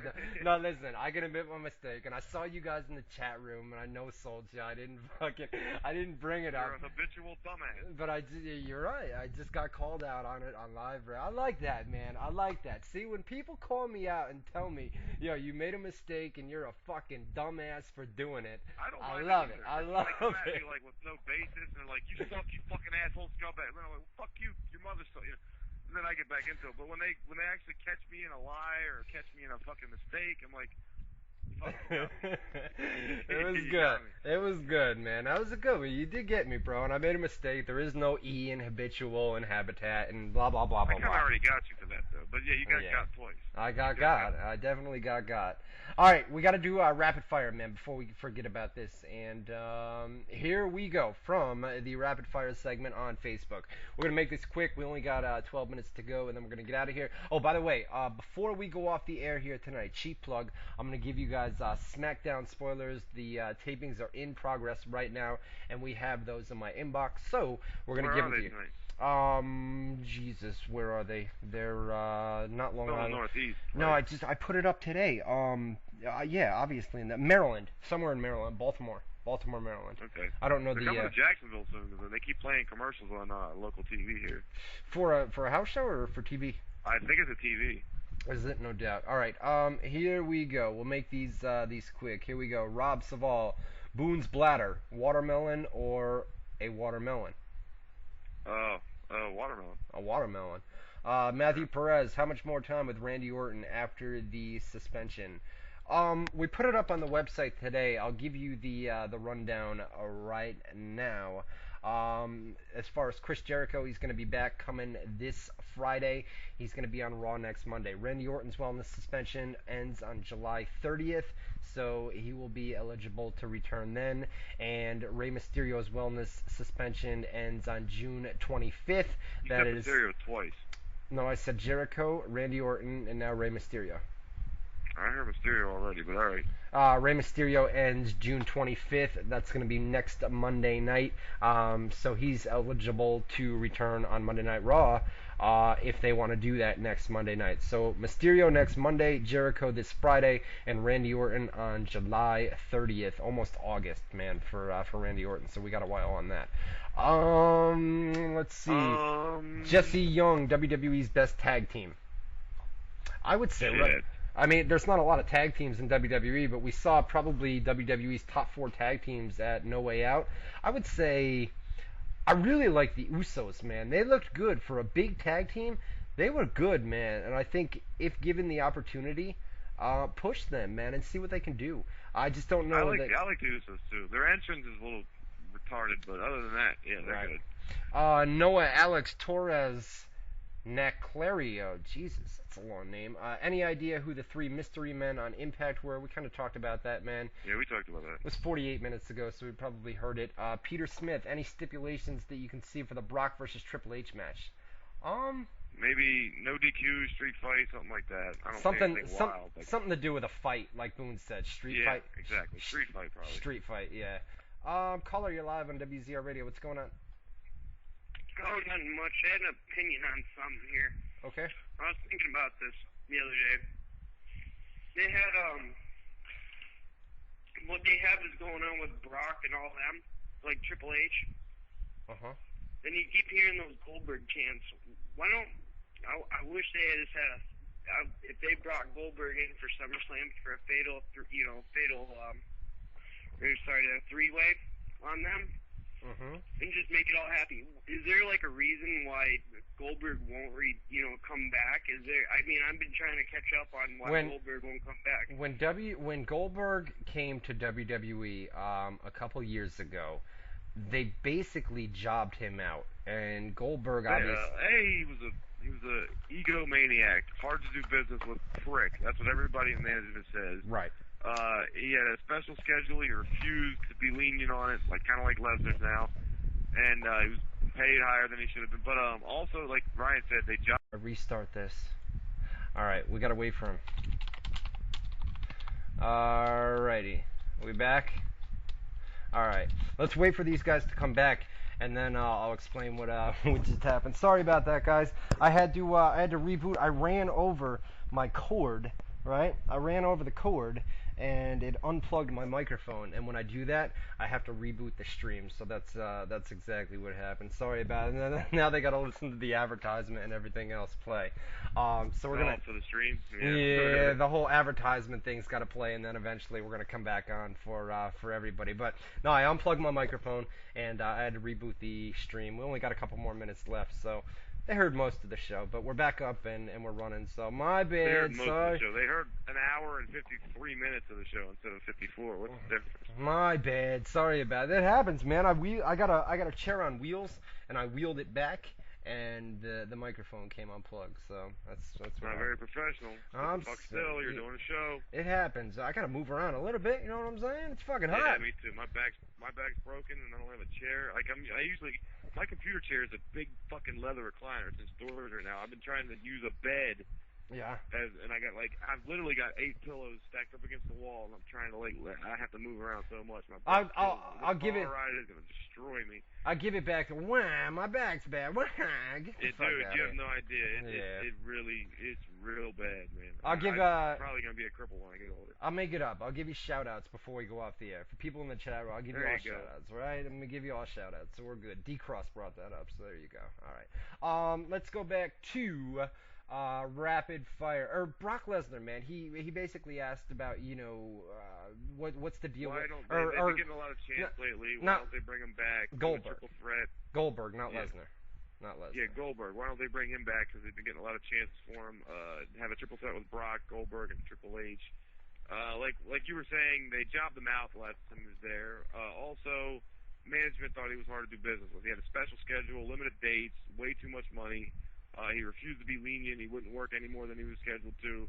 And like I said, as far as having a triple threat with Brock, the last match Brock and Goldberg both had in WWE before Brock's return was against each other at WrestleMania with Austin as ref, and it was ungodly bad. They were booed out of the building. It was just atrocious. So why bring that headache in if you don't need it? And they don't need it. So. All right, real quick, we're gonna do rapid fire. We got 5 minutes to do these. Robert Singh, Eve, AJ, Kelly. You gotta fuck one, marry one. Marry, kill, right? Yeah. F, marry, kill. Ooh boy, I would fuck AJ.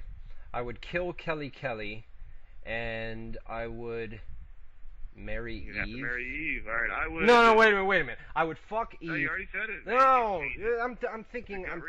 I'm thinking out loud. I would fuck Eve. I don't want to marry Eve, bro. That's the problem. So I'd fuck Eve. I'd marry AJ, and I'd kill Kelly. Oh, let me respond to this text real quick. Joanne's gonna bring my dog back. I gotta take him with me on this ride. Okay. Come on over. I gotta sneak him into this. You can't. Who would you fuck? Eve, AJ, or Kelly? I would fuck Kelly. I would marry AJ so I could fuck her all the time, and I'd kill Eve because if I had to fuck 2 of the 3, I'd rather fuck Kelly and AJ than Eve and AJ. Yeah, but Kelly's beat, man. Kelly's beat, dude. Well, I would fuck her. I'd wear 3 condoms. I'd get rid of her. I'd kill Eve, and I'd marry AJ so that I could fuck her sweet little ass anytime I wanted. Well, who says you can't fuck AJ while you're still married to Eve? Because I'm a traditionalist. I'm a gentleman. All right, Christopher, that was bad. I'm sorry. That's horrible. That's horrible. Anyway. Christopher Chamberlain, what are the chances of Morgan, Shelley, or Flair going to WWE? Morgan, I think there's a very good possibility. Seems likely, right? Alex Shelley, maybe a cruiserweight over on the WWE Network show, and Ric Flair, possibly general manager, but by no means confirmed. Definitely coming back before he's dead, though. That's for sure. He'll be a part of the WWE Network now that he's, gone from TNA, terminated from TNA. At least that's what they claim. AJ Clark, love the last name, bro. Who do you see Cena facing at Money in the Bank? Ryan Clark's biggest fan. Cena and maybe would they do a rematch with Big Show? No, Big Show's going to be over on SmackDown, I believe. Maybe Ziggler. Put Ziggler in a match with Cena. Keep him in the main event picture, I like it. Brady Askland, do you think the people that attack Sting at the end of Impact, Jeff Jarrett Sting feud? Yeah, like Boone said, probably Jeff Jarrett, maybe some AAA guys from AAA. We'll have to wait and see, though. Well, they're going to obviously follow that up here on Impact this week. It's got a lot of people, wondering. It's a good way to end Impact, too, man. Basically saying to people, you got to tune in next Thursday night to find out who was behind that. And that's a cliffhanger, man. That's a good thing in pro wrestling. Carl Action Tilson, who do you think is behind the non-logical storylines? It's creative, and then Vince McMahon is the main guy. Say, who's non-logical, or WWE or TNA? Yeah, well, Vince McMahon is the main guy. He's the guy that approves everything, and it's WWE's creative team. Keep in mind, the creative team is writing for Vince McMahon. They know what Vince McMahon likes. They know what Vince McMahon wants. They write for him. If they write something Vince Russo, dating all the way back to Vince Russo, he would say, and he still says in shoot interviews, that when him and Ed Ferrara were the head writers for WWE, their goal was not to write a show that A, satisfied them, B, satisfied the fans. Their goal was to write a show that Vince McMahon would say, great job. Whether they thought they liked it or the fans liked it or not, didn't matter. They wanted to write a show that Vince liked. So, ultimately you have to blame Vince. If anything's good or bad, he gets the credit. Jonathan Horner, common question: do you think Sting will ever jump ship to WWE? You think? I don't think he wants to work the travel schedule in WWE. But that's not. Brock Lesnar's got a crazy contract where he doesn't work live events. So never say never in pro wrestling, but probably not. I say never with Sting. He's made it this far in his career without ever touching foot on a WWE ring. He's old enough now that he's never going to work a long-term schedule. WWE doesn't want somebody short-term. And he can't really perform that much in the ring to the point, it's too late. If he was going to do it, he would have done it by now. I don't think it will ever happen. Frankie Lair, are people really saying talent like Heath Slater nowadays? What? Oh, man. It was a good promo. It was a good promo last night. Nathaniel Lippincott, ever thought about doing a 3-hour show? Way too much work on a Tuesday night, man. Otherwise, I would. Jeff Payne, see? You reply to threads and I get confused. Jason Thompson, are the releases planned soon? I would guess as soon as Linda McMahon wins the Senate seat. Linda McMahon's got a campaign right now, and the whole focus of her campaign, she's a job creator. She's a job creator. She makes jobs. She creates jobs. She's all about jobs. And, this guy, Chris Shays, keeps bringing up that WWE had Trish Stratus bark like a dog, blah, blah, blah, blah, blah. And by having releases right now in WWE, it's only going to bring up more negative press for her. Bark like a dog. That was 10 years ago. They're using that against her still? It's fucking politics, dude. It's bullshit, Jesus dude. Christ. I know they always dig up in but still. Jesse Young, Wade Barrett, Ted DiBiase return dates. Wade Barrett's still a month or two away from returning. Ted DiBiase, I'm not sure about. Brady Askland, by the way, you forgot that AJ had a Kane mask and distracted Kane on Raw. You're right. We forgot about that. Sorry. Steve Williams Jr. Hey, Ryan, can you play Kid Rock's American Badass song? I will do that to end the show tonight. Robert Ribkey, who's the chick that Cena handed a note to during his entrance? I don't know. Somebody brought that up. It might have been you on Facebook. What happened now? During Raw last night, during his entrance, Cena handed some girl in the crowd a note or something, is what people are saying. See, I watched Raw. I missed Cena's entrance. I promise you, because I don't remember it. So. Tucson Championship Wrestling. Do you think Triple H will start a new revolution to push younger talent? I have not right now. He's in a storyline with Brock Lesnar for SummerSlam. Ross Dooner, is Edge still under WWE contract? No, it expired a couple months ago, and he did not resign. They weren't happy about that either.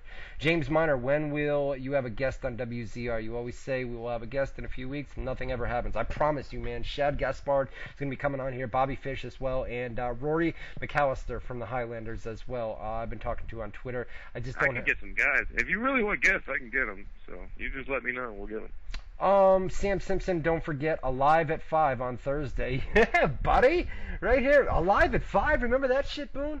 Is that back starting up again? That started up 2 weeks ago here in Albany. Oh, you lucky motherfucker! You better pour your brains out. Yo, I'll meet you down, Sam Simpson. I'll meet you down there if you want to have a drink, man. At Alive at 5. No doubt. Hit up on Facebook. I'll give you a cell and you meet up. No, I don't check my Facebook messages, man. I have thousands of messages in here, and I don't check any of them. Webmaster at ProWrestlingScoops.com or feedback at WZR. You told the rap guy that bringing you the demo disc.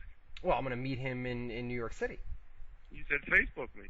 No, I said comment on an actual thread. You know what I mean? Oh, Here's yeah, okay. Here we go. Really, really quick. We're running late. SmackDown spoilers. Teddy Long opened the show. He celebrated the termination of John Laurinaitis. Big Show comes out, interrupts, says he doesn't care about Laurinaitis getting fired or anyone else. Only cares about himself. He announced that he's entering the Money in the Bank match for SmackDown. Brodus Clay comes out. They brawl. David Otunga intervened. Big Show then lays out Brodus Clay with a punch, and Otunga danced to Brodus Clay's music. You had Ryback defeated, once again, 2 jobbers, not 4, not 3, not 4, 2 jobbers. Alberto Del Rio defeated Christian via submission. Cody Rhodes came out post-match and attacked Christian. We had Sheamus versus Dolph Ziggler, and Daniel Bryan versus Kane was announced for later in the show. Kane defeated Daniel Bryan. AJ was the special timekeeper in the match. She rang the bell while Daniel Bryan had Kane in the yes lock. Even though Kane never tapped, she rang the bell. She's playing off the crazy chick thing. Mick Foley came out, stumbled over his opening lines. They had to do a take 2, and then he did the cheap pop thing. Heath Slater came out once again. Somebody asked about legends. Heath Slater is out there with Mick Foley. Foley put him in a match later tonight with Zack Ryder. Go to a commercial break, come back. Zack Ryder defeated Heath Slater. Ryder won a really quick match with a roll-up. Foley and Ryder are backstage celebrating. The Primetime Players defeated the Uso brothers. Santino Marella comes out and did the sign segment. That was probably for the house only, not for television. You know, the sign of the night thing that they do. Jack Swagger comes out and complains about not being on the show. He runs down Dolph Ziggler. Triple H comes out, gives him the pedigree, walks to the back. Once again, that's probably only for the house show audience or the live audience. Probably not going to air. They've been doing this, you know, the past couple of weeks. Mick Foley announced, once again, only to the live crowd, the dark match main event is going to be Big Show and David Otunga in a handicap match against John Cena. And then in the main event of SmackDown, Sheamus defeated Dolph Ziggler in a rematch from the No Way Out pay-per-view. Sheamus won with a brogue kick. There were lots of dueling chants of let's go Sheamus, let's go Ziggler. And both guys were over with the crowd. Pretty bad crowd tonight, about 5,000 people. SmackDown is over. There was no NXT tapings tonight, and that is going to do it for this week, my man. Sorry we ran late, but that's SmackDown. I'm going to put these up on the website right now. So stay tuned to WZROnline.com. And not only that, guys, but stay tuned. I mean, we just added the new comment script to WZROnline.com. Like I said earlier in the show, please comment, and just do it, man. And then we're going to open a forum. If we can get enough commenters that are taking the time to log in, you can log in with your Twitter or your Facebook, blah, blah, blah, blah, blah. Just go to WZROnline.com, comment inside news post, and the more comments we get, the sooner we'll be able to open up a forum. We're just basically doing this as a test for right now. So, that'll do it. We'll see you guys next Tuesday night on WZROnline.com. Stay tuned to the website throughout the week. Things are going to probably be busy, especially tomorrow and later tonight. Stay tuned. You're listening. Or you are listening. You know, it's like I'm going through a fucking commercial break or something, right?